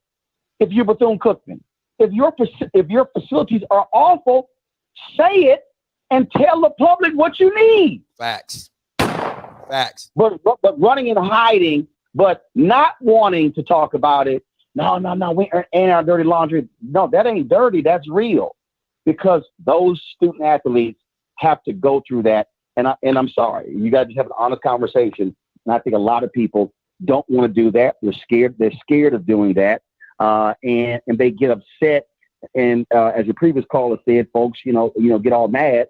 And look, when I did my video, I've been there. Just like people in black media. They ain't there working in black media. They don't know what we deal with.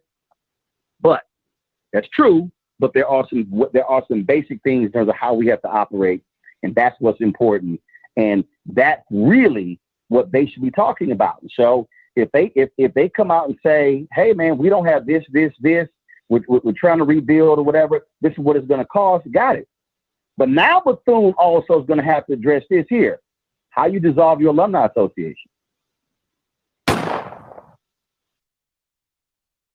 I mean, so I'm trying to understand. That's facts. And again, I've addressed the alumni association.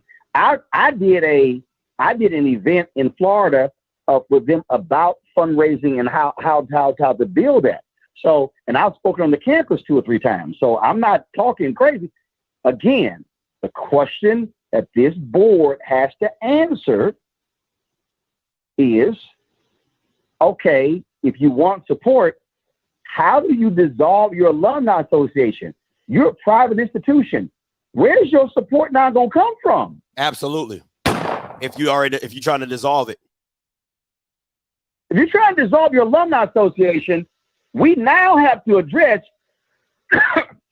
what's going on between the board, the administration, and the alumni association. How do you get to the point where you're trying to dissolve that? That's a real question that has to be answered. And now what Bethune-Cookman is about to realize, they're about to have that light hit them further, because now with this decision and Ed saying he was forced out, they're going to have to answer. Now they can ignore us, but the questions are going to keep coming. That's fair. That's fair. So it's unfortunate. And I know there's some people out there, and I've already seen the comments, man, that's what these people trying to get by trying to hire these high profile celebrity coaches. But let me be real clear to anybody out there who says that. There is something you could say good and bad comes with it. Yeah, a lot of attention comes with it. You could talk about, diva-like quality. I don't care what you say. But here's what celebrity coaches also bring you. They bring you a level of attention you otherwise wouldn't get. They bring you relationships. Let me say it again. Relationships that can transform your program. I know of individuals, wealthy individuals, who were going to Ed Reed saying, I want to help you build this program. Individuals who had never even heard of Bethune-Cookman. See, that's the thing that people understand. When Deion goes to Jackson State, Deion brings his marketing team, his marketing arm with him. And so Ed Reed would have brought that as well. It's the relationship. See, this is the thing that we have to begin to understand. It's no different. And again, I use example, the 3 black papers that I've run. Every time that I went to a place, I brought relationships with me that the paper didn't have. That's the value add when you go after somebody on that level. And so you have to understand that. Now, what you can't do is say, oh, we want your relationship, we want your money, but we don't want your truth. Facts. It all comes together. It all comes together. Now, you could say, well, man, how you cuss. Well, first of all, let's be real clear. Coaches cuss during practice every single day. So let's just be real clear. But again, there are some fundamental questions that I now have for Bethune-Cookman. And that is, what is the state of your facilities? Was he correct? What's the state of your relationship with your alumni association? See, they are now going to have to answer those questions, and they can try to ignore us, but they're going to keep getting them. Absolutely. They're going to keep getting them. And the last point I'll make is this here. And this is what's critically important to every individual who is a supporter of SWAC schools or any other program. You're not going to, let me be real clear, you're not going to go out and land you major media deals solely on the strength of the product on the field. When what a Dion brought, he brought a level of attention that you otherwise would not get. That's why I made the point when Dion left. Okay, Eddie Robinson Jr., you were saying you're SWAC. Okay, you now are going to have to step up. And are you willing to become the face of the conference? Dooley at Southern, you, the other coaches, you have to look. You have to understand. You have to go beyond just saying, "Well, we just focus on football." No, you have to create resonance, momentum, energy outside of the field that is going to attract people, because you're trying to compete for attention in a Power 5 world. Absolutely. And people have to understand this is about marketing. This is about, and again, I think I gave you this example before. When Obama was elected United States Senator in Illinois, we all knew he was going to win because Alan Keyes was a joke and he had no shot. What I did was I went to the Chicago Defender and I said, "Hey, y'all know when a team wins a national championship, they hold up the front page of a newspaper, say it's national champs?" They said, "Yeah." I said, "We're going to do the exact same thing." We printed 1,000 copies of a 4-page deal. In the front, I think it said "Mr. Obama Goes to Washington," off of the movie Mr. Smith Goes to Washington. Mm-hmm. The moment, so the polls closed at 7. I think at 7:03, they declared Obama the winner. I then distributed those papers to every media outlet and people who were in the room.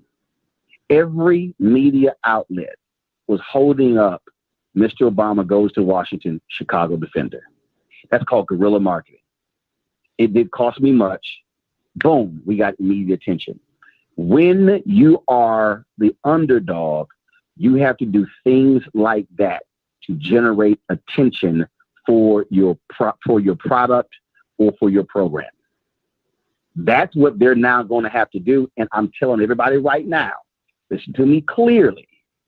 If the other SWAC coaches don't fill the void that Dion has left, you're going to see a dramatic drop-off in attention in social media, in posting, in engagement, and impressions, because the other programs are not going to be as aggressive as he was with when it came to social media and marketing of the program and the conference. So the conference, Commissioner McClellan and his team, and the coaches and the schools have better understand all of that. They now have to fill that gap. I'm putting all of this together is because this is the type of marketing that HBCUs also have to do when it comes to non-athletics, because you're competing in a world where you're not naturally going to get the attention. And as somebody who's been in Black-owned media nearly my entire career, I've had to do the exact same thing. They had better understand this is what you're going to have to do. Now, the question is, are they going to do it? Hey, appreciate you, Ro, as always, my guy. Thank you so much for calling in. Take care. All right, man. You know, y'all can catch him, Roland Martin Unfiltered YouTube channel. Y'all can catch him. I know he's going to have a discussion about this going on in the week. You guys can always tune in on that. All right, listen, this is what I'm going to do. The conference has been locked. I've just locked the conference down. If you haven't called in by now, you're not going to get in. All right? What I'm going to do, I got 11 people on here. I'm going to get 5 callers and I'm going home. All right? We out of here. I'm going to get 5 callers and going home. I'm going to tell the call. I'm giving you the last four of the callers I'm taking. 1320 4408 2762 4490 and 9868. 1320 4408 2762 9868. And the last person, if I did not call your last four, please hang up. All right, I'm just telling you that right now. Hey, Book, coming to you.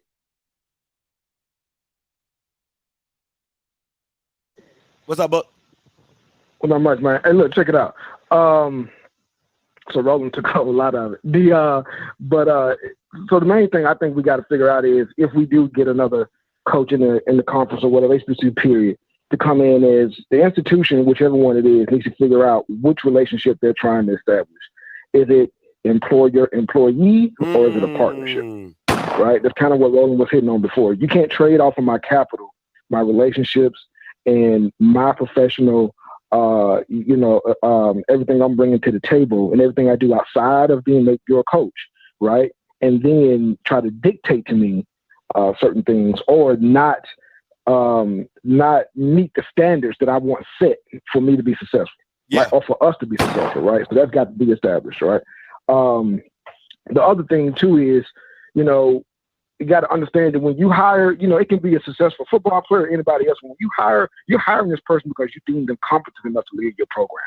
Well, competent people who you say take me to the next level have standards of operating.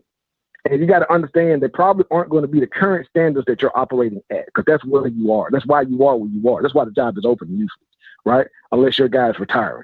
So you got to be willing to do something different. And to go forward with that. All that being said, all that being said, I don't know too many places where you can. My thing was, it's not that he cursed. It was that he specifically addressed, it seemed like, what I got it was, the university or members in leadership of the university as a derogatory term in a public forum. So those two things are important. Might would have been different had it been them in a room, right? Going at it, you come out of the room, you show a public face, everything's cool, but we got to work behind the scenes, and there's some public facing stuff we got to do. That's mature leadership, that's mature business, that's how you be successful. But I don't see that being successful anywhere, rarely, right? Where you do that on a public forum and it lasts. That gets at a lot of stuff. To me, I think that's what a lot of people aren't able to accurately articulate. It speaks to the value you see. Like, how did you see me in order to say that? Like, you thought that was going to be okay? Would it be okay if BCU did him like that? Hold on. So if you feel that way, then you would tell the kids at Howard to don't protest. That's what you would have told them. No, I would not. No, I would not, because the university exists for the student experience of the student. He's not a student. He's for personal leadership. He's there to add to that. Hold on. No. Listen what you're saying. You said don't do it in public. You didn't say because okay. That's exactly what I said. But the two things are not the same, Script. You cannot. I do not hold students at the same standard of conduct as I hold grown adults in leadership and employment at the university. Those two things are not the same. Those are apples and oranges. No, I disagree. You're 18 to 22 years old. I expect for you to make 18 to 22 year old. I disagree because I disagree. I disagree because when I've seen kids come out on Twitter about the issues that pertain to their institution, a lot of kids don't even want to talk about it because they're scared they might lose their scholarship. They're scared they might get kicked off the team, kicked out of school. So the administration. I think those are valid fears, and it's unfortunate. And it's unfortunate that they have them. I don't. I'm just saying that's not my perspective. It might not be your perspective, but the school looks at them as an employee as well of the institution. So they don't hold up. Like, that's not going to hold up anywhere that counts, right? That they might pull the scholarship and find another reason to do it, right? But you can't say I pulled it because you spoke out. That don't hold up, bro. How does it not? Nowhere. Bro, it happens all the time. When kids but they don't use that as the reason for pulling it. I guarantee you they don't. If they do, they hadn't picked the right one. Let them pick one of my somebody that I'm attached to for that. That's cool. We appreciate it. You can keep your degree because I'm gonna take this ATM withdrawal that I'm about to take from you, and I don't need that. We're gonna do something else with it. You can't do that. Okay, go ahead. Finish your point, Jay. Finish your point, Book. Come on, man. I'm not saying it don't happen, but I'm just saying they can't use that reason as an excuse to do it. They're not an employee. They're students. The employees are there to add to the student's experience. That's all I'm saying, man. So that's the difference between students protesting about having a quality experience and you talking about employees talking about that. But anyway, the other thing is, go ahead. Finish your point. Okay. And the other thing is too is, I think that when he did that, he put the institution and himself kind of in between a rock and a hard place, right? So the institution is like, hey, man, what is this going to look like going forward if he's talking like this now in a public forum? Our brand, no matter how you see it, week or non-existent, is what it is. The reputation is what it is, and he did it within the public domain, right? So what's this going to look like going forward? Because right now, he's not helping, he's hurting, right? Like it or not, whatever, the previous coach did, like Dion or whatever, when Dion would highlight stuff, he would do it in a manner with a little bit of gloss to it. He asked for help, right? Help us with this. This is a problem we have, right? He didn't call people a derogatory name. You know what I'm saying? So that's the only thing, man. That's just it. I just think that, if hopefully, obviously his business is football, he'll go elsewhere, do something else. He probably won't do nothing like that again. But I just wish that he would have had a little bit of forethought and thought about how this was going to play out, right? And anybody who thinks about HBCU or anything black has enough value in it to conduct yourself in a certain amount of decorum. And that doesn't mean that you accept substandard behavior or you accept a substandard product, but you figure out how to resolve the issue without being a detriment to the thing that you're supposedly trying to add value to. That's all, man.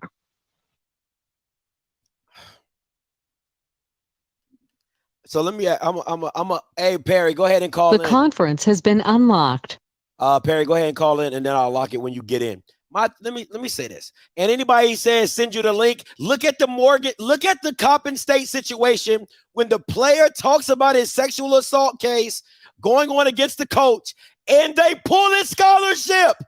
That is the reason why he didn't want to speak up, because they pulled his scholarship and he got out. Anybody who says a student, if you're getting paid by the institution, guys, listen, a scholarship is them giving you money.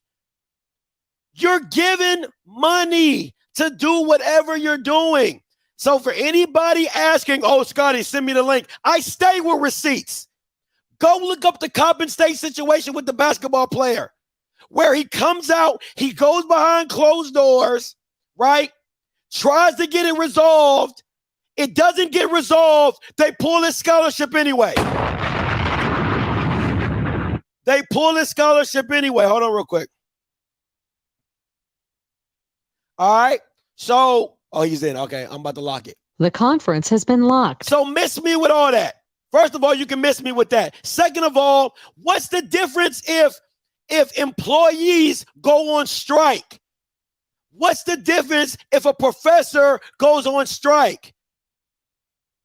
Or he goes on CNN and says, the school isn't doing this, the school isn't paying us, the school isn't doing that. You're an employee.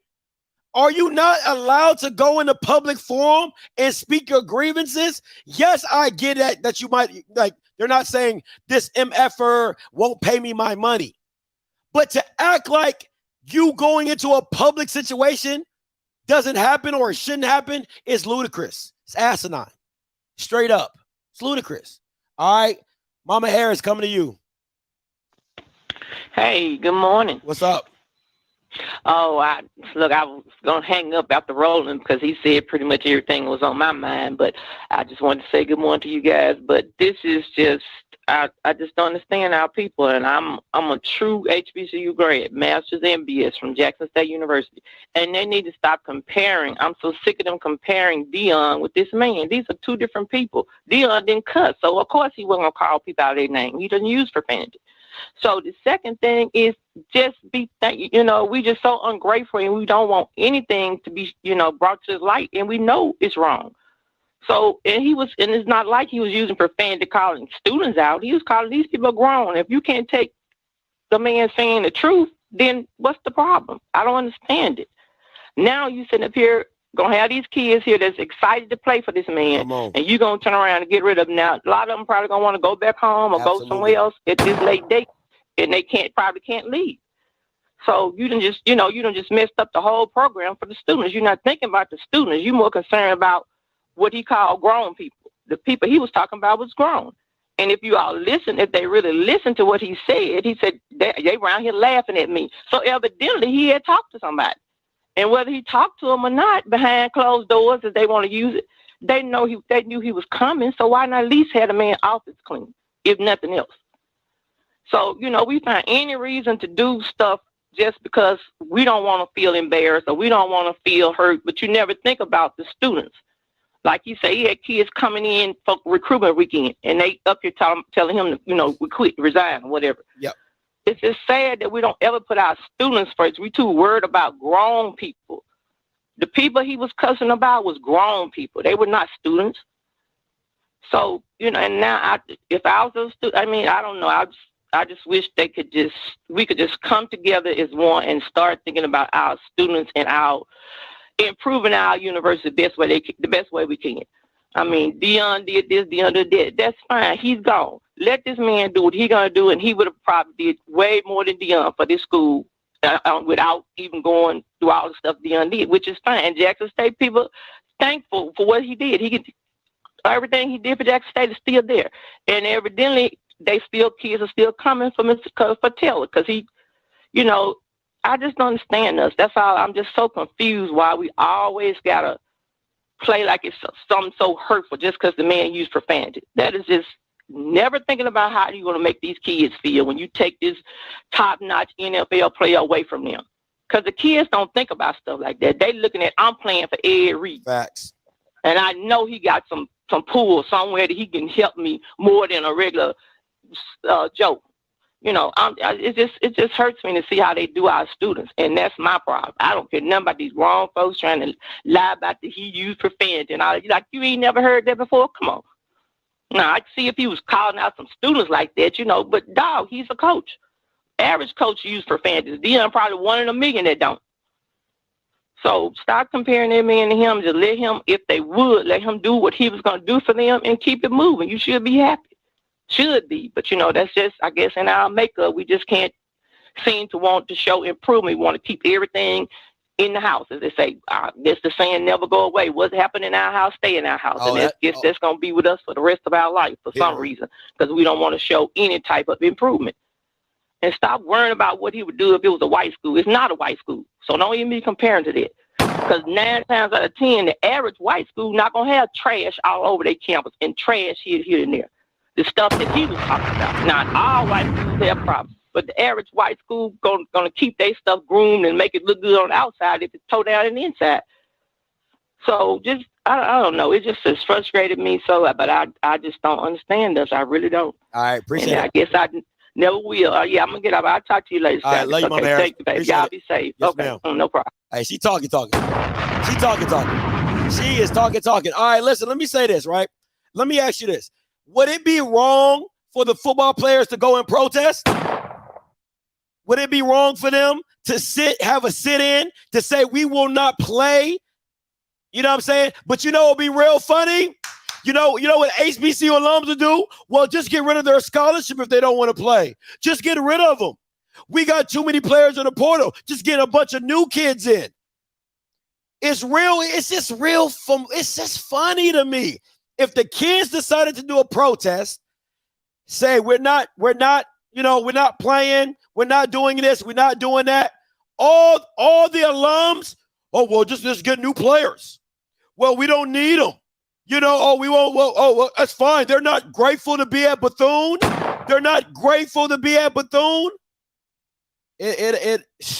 It's crazy to me. It's just crazy. It's just crazy to me. Oh no. Somebody would say it. I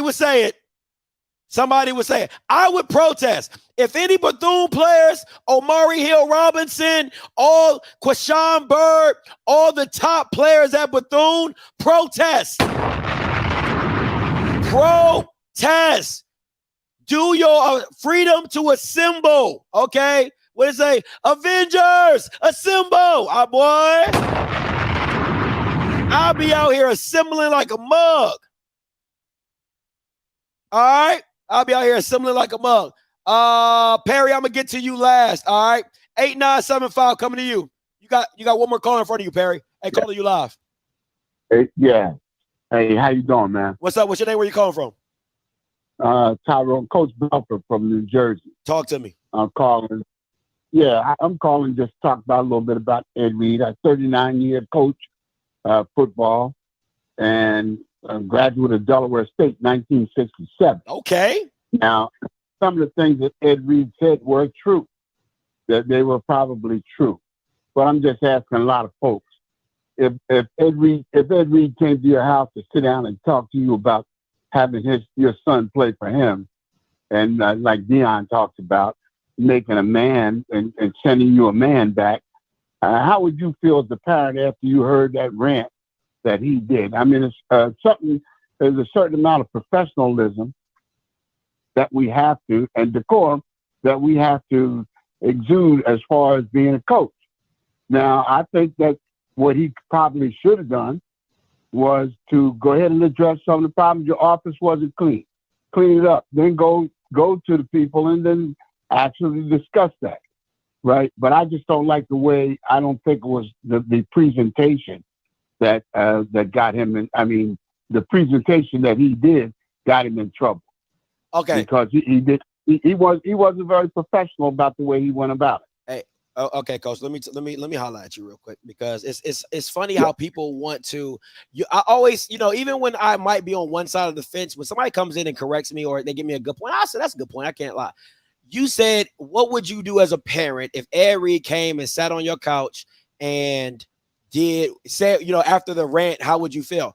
I would tell you this, and me being who I am, I think Ed Reed's a straight shooter, and I can always respect a straight shooter. That's me, right? So when Ed sits down on my couch and he talks to me and my son, he's like, hey, listen, there's some things going on at Bethune that I'm not happy with, that I want to get changed. That I don't want your son to have to deal with. We don't got a practice field. You saw the video. I'm working on getting that. You know what I'm saying? I want to have safer conditions. I want your son to be able to walk around when there's not trash at his feet. That's what I'm trying to do at HBCU. That's what I'm trying to make a change for. And I'm going to hold the institution accountable for everything that goes on with my program. Now, as a parent, how can I not respect that? Now, it's still my choice to whether I want to send my son down there. But how can I not respect that? See, it's too many times we're okay with the coach lying to us, trying to tell us sweet nothings about our player, about a kid, about the institution. But how can you not respect somebody who's a straight shooter and who would tell it like it is when he's sitting in front of you? You got to respect that. And as a coach of 39 years, I would assume that you've been straightforward with your players. Hey, man, you just don't got it. You can't cut it. Hey, listen, football is not for you. You've been that. Now, you can say you did it professionally. And I don't know if you cuss or not, so I don't know if you Tony Dungy or not Tony Dungy, but you've cussed at players. And if I have my son underneath you and you cussed at my son, I can say that's unprofessional. But what will you say? Well, that's football. It's still unprofessional. However, are you not hired to do a job? So there includes a certain amount of professionalism. So if you're a cusser and I don't like that, I can say that's unbecoming or unprofessional. But you'll give me the excuse, it's just football. No, I wouldn't. Can I say what I? Yeah. Go ahead. Yeah, yes, sir. Go ahead. Yes, sir. Yeah. No, I wasn't a cusser, and I didn't allow my coaches to curse it at the kids. Right. And we were very successful with that. Okay. I had about at least 4 of my kids in the NFL. And my major thing was telling people that it's going to be life after this football is over. And I want to produce good husbands, fathers, community people, doctors, lawyers, all of them. I have them all. Preachers, the whole 9 yards. And you as a coach, just like you're going to be the example for your son, you ain't going to, if you're standing around cursing and calling people MFs and everything in front of your kid, what do you expect from him? So there's a certain amount of professionalism that you have to have in raising your kids, your sons especially, and your daughters. There's a certain amount of professionalism that you need to have. Ed didn't exemplify that. He didn't show that, right? And then sometimes, you know, hey man, when you make statements, you got to be ready to accept the consequences. And I just thought Ed might be a great guy. I don't know. I'm not judging him just basically on what I saw the other day. He's a great football player. But if you want to be the leader of people, you got to lead. You don't lead from the back. You lead from the front. So he wasn't. Hold on, coach. He wasn't leading from the front by taking initiative. You might not see. The thing about it is, okay, everybody can't be. So was Malcolm X not a leader because he asked for violence and to fight back? So Martin was more of a leader than Malcolm because of the way he did it. Because both people are considered leaders in their own right. Some people agree with how Malcolm did it. Some people agree to how Martin did it. So are they not leaders in their own right? So you cannot say to a man, oh, that's not leading. No, you just don't agree with it, but that's his choice. You get what I'm saying? So I can't put on and say he's not a leader. No, what I'll say is that's not the type of leader that I want in what I'm doing. And listen, I lived during the civil rights movement. I didn't agree with Malcolm. Okay. All right, I didn't agree with Malcolm. I agreed with Martin Luther King. I lived it. That's fair. You know what I mean? Bobby Kennedy, I went to Philadelphia to see the train come past. You know, I marched in Washington, so forth and so on. Hey, listen, I'm not saying I'm better than Ed Reed. All right. I just don't agree with the way he did it. And then this idea that we're coming in and because we went to the PWI, we're going to save all these HBCUs.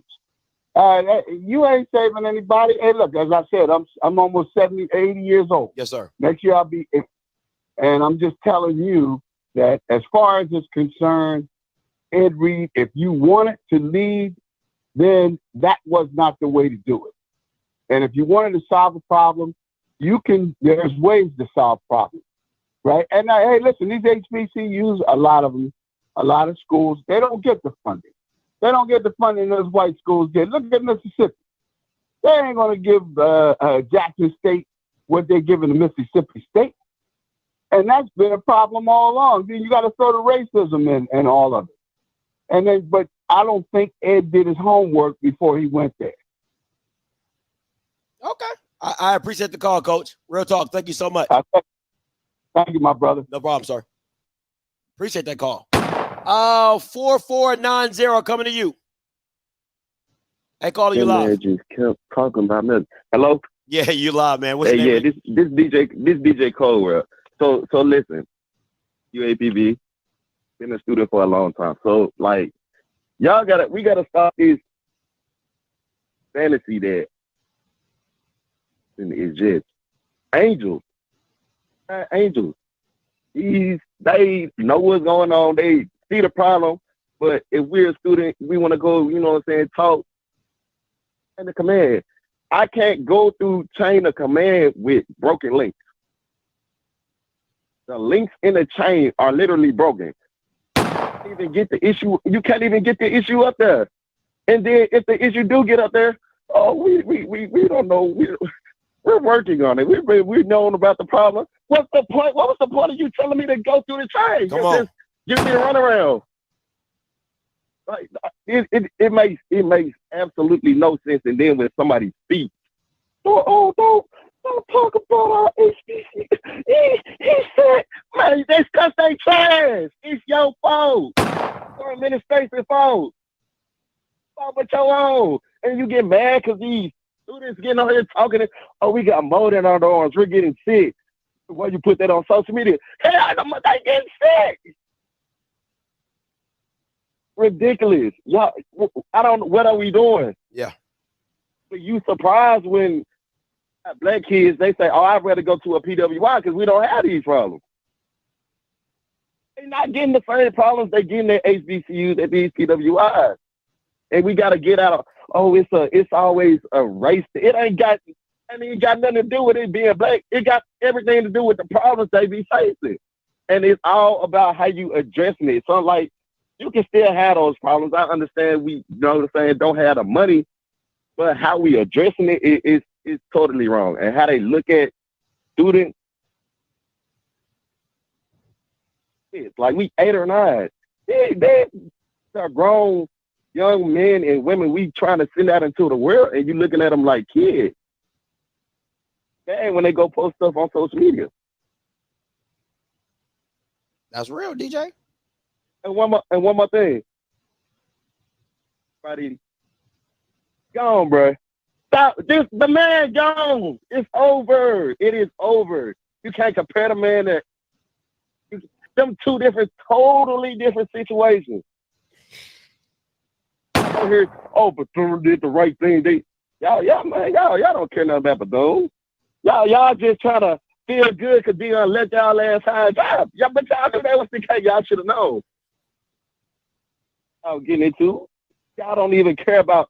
Do y'all care about those 26 players? Truth, they was gonna play for Ed Reed. Yeah. Hey, DJ, I'm gonna have to let you go, man. Appreciate the call. All right, Perry. It's on you, my guy. Good afternoon.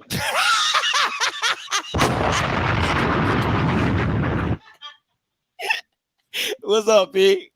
Good afternoon to you. That's what I need you to do, man. I need you to laugh, man, because you're going to need a good nap after all this energy you done exerted on here, man. Woo. Over these airwaves for the past 2 hours. Look. I like your show. This is why it's important, bro. Because what other platform will we be able to get all of these different viewpoints and perspectives than yours? There's no other shows out there that's doing this, and this is why I enjoy it. Do I have to agree with everything you say? Does everybody have to agree with everything you say 24/7? They don't. But more importantly, it's the platform. And people agree to disagree. Yeah. And that's the beauty of the world. That's the beauty of having an amendment of the freedom of speech. And I'm going to have to say, I do agree from the very jump. I think overall, everybody understands that we need to do better as HBCUs. We need to do better as Black people. Let's just not even circle it to HBCUs, just as Black people as a whole. When it comes to our community, when it comes to everything, how we view politics, how we view education, the HBCU is just right now on the stage because of the athletic part. So, of course, we need to do better. And there needs to be change, and there needs to be a way of how we address to be able to get change. And I think with Ed Reed, when it came to Bethune Cookman, the first thing I asked, and I think I had this conversation with you, was, did they interview him over the phone and say, hey, man, you got the job. We're going to mail you the key. You just pull up whenever. Then when you pull up, you just check it out and tell us what you think. Test drive.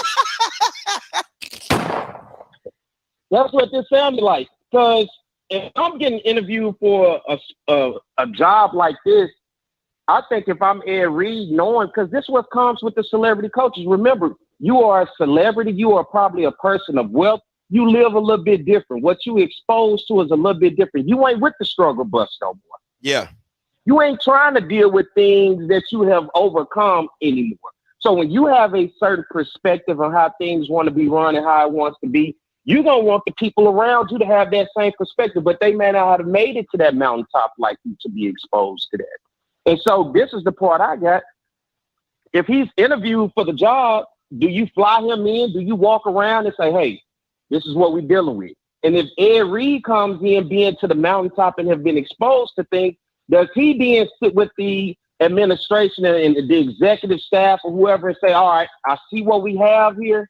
This is what I'm going to need from you guys. These are the different directions that we're going to have to move in. These are the things we're going to have to do in order to improve these different areas. Because it seemed like somewhere down the line, there was a disconnect from both sides. Yeah. It seems like Ed Reed got there and this seems to be a surprise. Like you open the door, surprise. It's like, what the fuck is this? Why is nothing like you didn't walk him to the office and say, hey, Ed Reed, this is going to be your future office. Yeah.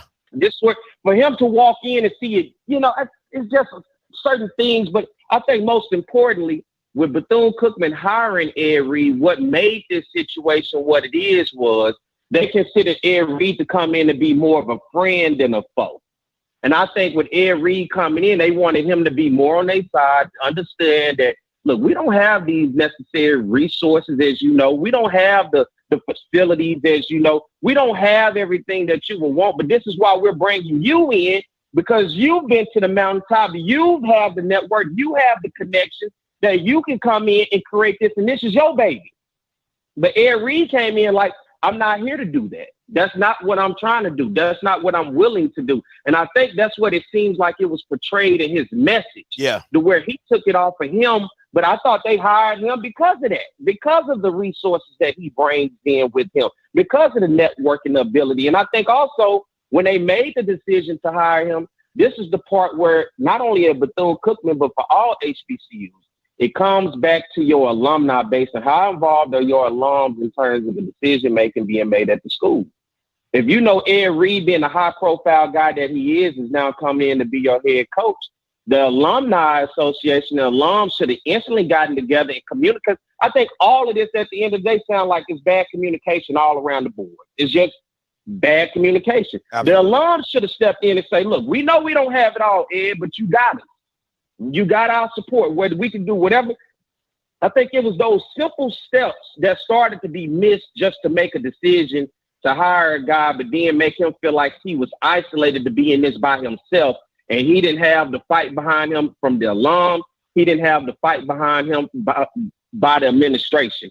And because of that, he felt isolated. He felt by himself. So he had to air it out to make it seem like I'm not doing this by myself. Because when you make a statement and say you've done more for a school in a few weeks than what people have done in years, that lets me know you feel like you by yourself. That lets me know you don't feel like the alumni trying to step up to help you. That lets me know you feel like the administration. But how is that when they hired you? That's good, B. Everybody should have been communicating together, saying we all in this together instead of Ed Reed. Like I said, it's like they mailed them the keys and was like, when you pull up, it's all yours, bro. We gonna be over here. You got that.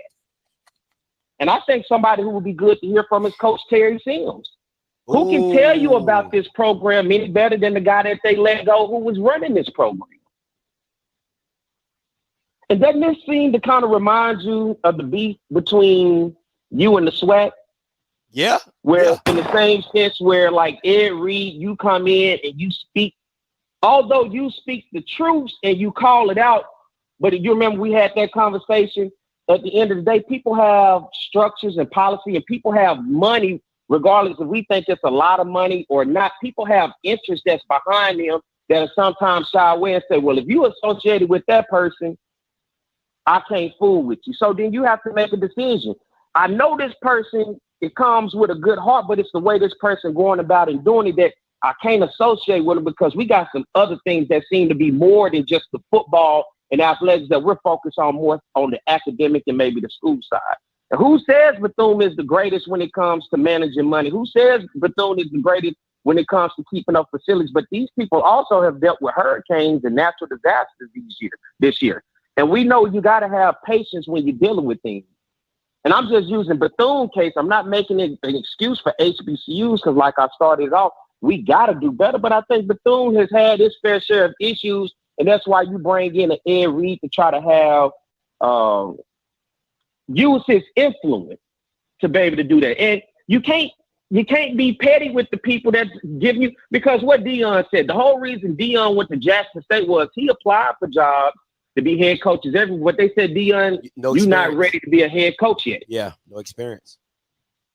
No experience. And I think with Ed Reed, this is one of those, if he wants to be a head coach in the future, this is a learning experience for him to understand when you're a head coach, I get it. I understand you got a direction and a passion that you want for the young men and you want for the institution and you want for the program. But still, at the end of the day, you got to have some form of etiquette on how you go about doing it, because he seemed to have turned people off from Bethune Cookman more so that he turned people on to Bethune Cookman. Yeah, you're going to get the players because he's Ed Reed. He's a celebrity. He's a guy that played in the NFL. But what about the people that can help the program that now they looking at it and see you talking crazy about the school? Mm-hmm. You only been there for a few weeks. Let things transpire. Come in. If we know at a HBCU, you a celebrity, man. When you come to these schools, you not stepping foot at LSU. You not stepping foot at Alabama. You got to put on your boots, strap them jokers tight, tie them up, and get to work, because that's what comes with it. And you decided to want to put your name in the hat for this job, and you took the job, so you should have been ready with what comes with the job instead of complaining. Because if you the coach going about it this way, and you're doing it now with a few weeks on the job, man, you're supposed to be here to build, not tear down. It ain't about him cussing. It was just about the way that he did it that I just felt was not conducive for moving that institution forward. And you just can't do that in the way that he did, because there's policies and procedures, there's structures to how things work. And we all talk about we want to hold the administration accountable, but I always tell you when I come on here, it's two things Black folks don't do well, and that's politics and that's education. Above all, we'll put religion at the top, because that's where we'll spend the most time and the most money to make sure that that gets taken care of. But the politics, we talk about the board, we talk about the people that's in position. Who appoints these people? Who makes sure that the structure of power at Bethune Cookman is the way that it is? Who allocates the funds and the money to try to make sure that we can help out, even though there's a private institution, but you still got to have a seat at the table regardless. Whether it's talking to corporate businesses or whoever it is, who controls this? You have to get out us, because we can point the finger at them, but this is the problem where I have with all HBCUs, and I always refer back to where we can complain on social media, but why can't we come together and put those problems into solutions as alums to be and have adequate problem-solving alumni federations and associations across our particular schools? Yet we sit back and we want an administrator to make all the decisions and do this and do that, but you got to hold them accountable. They're not going to listen to you just because you call into a show or just because you put it on social media. They looking at who's sitting at the table really willing to roll their sleeves up and put some money into this or use a resource to help us. Because other than that, you just running your mouth. Well, let me ask you this, though, Barry. Let me ask you this, because I mean, let's be honest. There's probably a lot of people in this chat that's giving money to their institutions or been a part of their alumni association, and they're not seeing the change that they want to see happen at their institution. So why?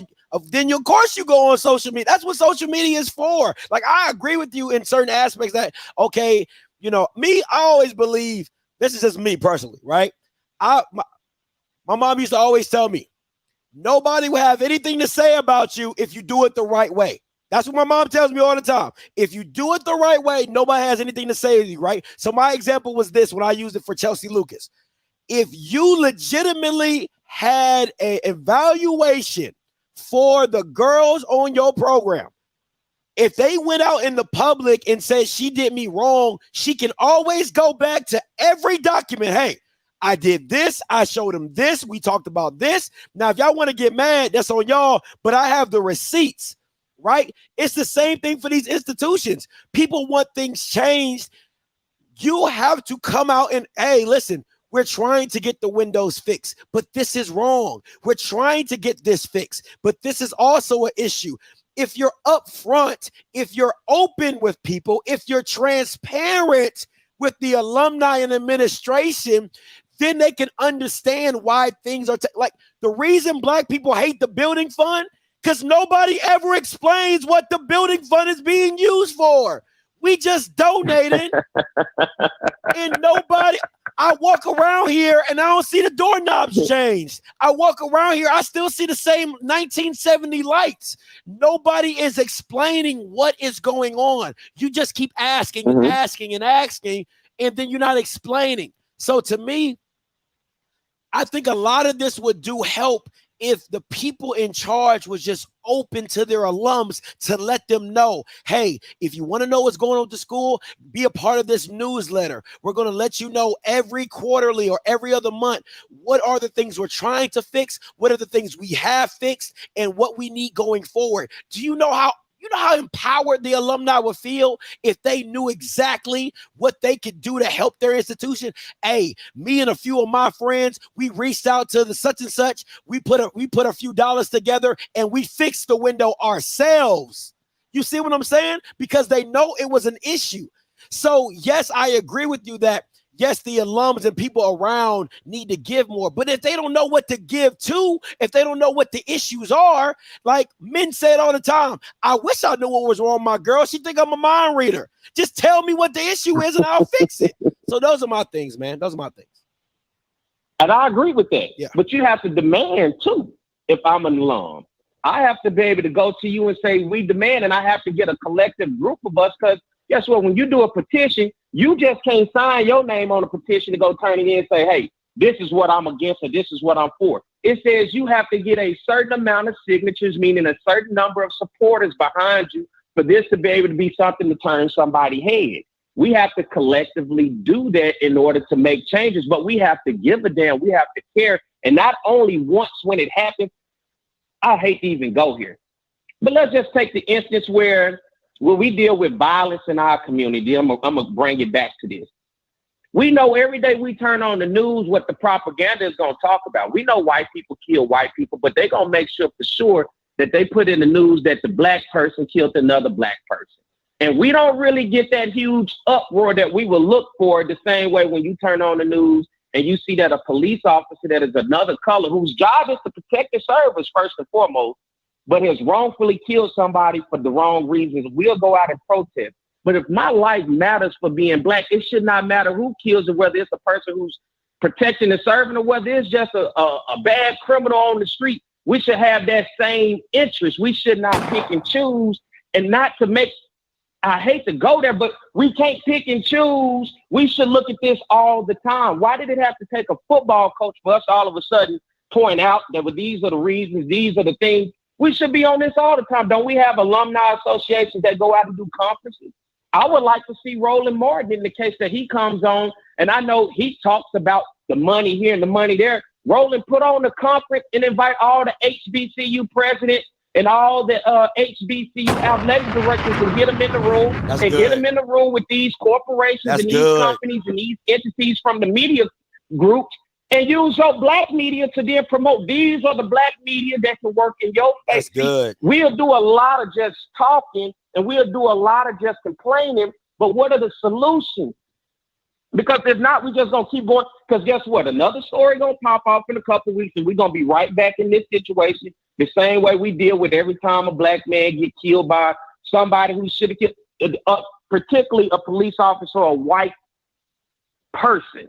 Then we'll be right back at march and protest. But what are the policy changes? We just in the moment to be able to be heard and to be seen, but what work are we really doing? Yeah, they'll change the street name after somebody and they'll give somebody a day, but is that enough? That's good. That's good. That's not enough. We got to keep pushing. We got to keep fighting, but we only fight for so long, then we go back into our hole, into our regular life and our regular world. So Bethune Cookman, HBCUs as a whole, these are the necessary things that we have to be in the front of, because if you had a properly run alumni association, this shouldn't even got to that point. It would have been to the point, Ed, if you need anything, you reach out to us. We have the power and the influence if we need to get people on board with you to help you out, or we'll make a pitch to the administration if they don't seem to be listening to you and understanding you. See, we got to work in this together, because when it feel like it's one, you're going to get that outburst that you got from the Ed Reed, because he felt like he was by himself. But just all to say this, man, I know we got to do better. I complain about it all the time, and not only complain, but I like to have solutions. And I think a lot of times at HBCUs in general, what we do, when you have the right people that work there that can do things for you, we sometimes push them away because they seem to be over our head when it comes to the ideas that they bring to the table, the initiatives that they're willing to go and the lengths that they're willing to go to create change. But what we have is so many people who are content in their job, where they're not trying to be pushed. They're able to retire out. I've sit here for 20 years and hire my friends and my cousins or whoever, the nepotism that you talked about, and they set up shop to earn the retirement, and they'll let the university roll in a certain manner for the next 10, 15 years for their own personal interests. Because it seems that people want you to join their personal agendas more so than a greater agenda for the institution. And I always tell people, even when it comes to Southern, my loyalty lies with the institution and not with the individual. The individual is going to come and go, but the institution is going to live forever.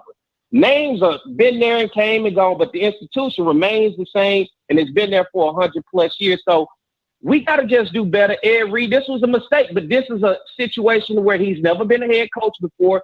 Let this be a learning lesson, Ed Reed, that there's a certain decorum, a certain etiquette that comes with being a head coach, and there's a certain way on how you got to go about doing things if you really want change, because ran the way that he did, I get it, for the best interest for the program, but it turned a lot of people's head for the wrong reasons, more so for the right reasons. That's real, P. Hey, man, I knew you was going to shut it down for me. I appreciate it, my guy. Thank you so much, P, as always. Yes, sir. All right, man. Before I get up out of here, is this the real Big Tigger? Is this the Rap City in the basement Big Tigger? If it is, just put it in. Can I get an okay? Can I get a thumbs up? Can I get something? Because I love to shout you out. I'm a big fan, Big Tigger. You know what I'm saying? I'm in Atlanta, by the way. You know what I'm saying? So if you would like to get in contact with me, Big Tigger, you can just go ahead and text that number. Anyway, but yeah, I definitely want to know if that's the real Big Tigger. If not, we can move forward. All right. Let me say this, right? And let me get my final thoughts, right? My final thoughts. Listen, I love what Perry said. I think that I'm always going to go under the sense of transparency. I think being transparent is going to be the biggest faction for HBCUs. Listen, right? My man Dan says, Scotty, the public schools are open. People are just not looking and just making assumptions. I'm not going to let that rock, right? I'm not going to let that rock. Because what happens is you have a few people that know what they're looking for, right? You have a few people that know what they're looking for, so they go looking for it. But then you have people who don't have the time, nor the prestige, or no time or the energy to go looking for it. And that should not be on them, because they're doing things. I'm a CEO, I'm this, I'm that, right? I've been in situations, I've been in rooms with CEOs, and they be like, yo, just give me the cliff notes. Give me summarize this for me. Because they don't have the time, right? They don't have the time. So for me is this. Institutions need to send out summaries, right, of what is going on at the institution. Send out newsletter summaries of what needs to be fixed and what needs to go down. So alums, people of interest, people linked to the school, they know exactly what the needs are, or, hey, for this quarter, this is what we're looking to get done. This is what we're looking to transfer and happen and whatever. All that type of stuff, right? That's it. I'm going to leave that alone. With the Ed Reed situation, I see it as sad, right? I think the only way Bethune really bounced back in this situation, in my personal opinion, is hiring Brian Jenkins. Because I don't think that I don't want to say any. I think it's going to be very slim to none that you find that you're going to go get an NFL player to replace Ed Reed for this position. Because there's a brotherhood that comes with that, and there's a shield, and then and you're going to also have Dion. You're going to have Dion pretty much saying, don't go. It's a headache. They don't want to change. They want to do it their way and things like that. So if they were looking to get a big name NFL player, I don't see that happening. They might get a big time kind of college coach that recycles and do that. But if I was a player on Bethune Cookman, I would be protesting. I would protest, and more protests.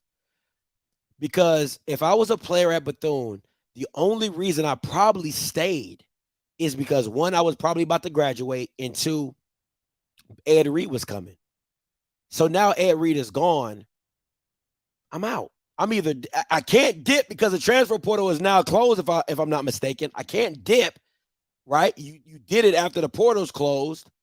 And now I'm in a situation to where now I'm stuck at an institution with a coach I probably don't even want to play for, because the guy I wanted to play for, he's out the door. So if that was the case, I'm telling you, if any player from Bethune, you need to protest.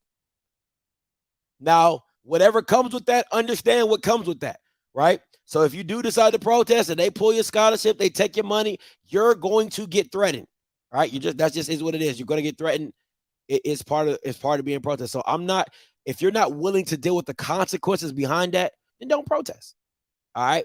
Don't protest. But at the end of the day, I would look to protest because it's you who's going to have to go through that. It's you that's going to have to deal with that field that has no practice field. It's you that's going to have to deal with washing your own football clothes. It's you that's going to have to deal with, being in unsatisfactory conditions to play football. It's you.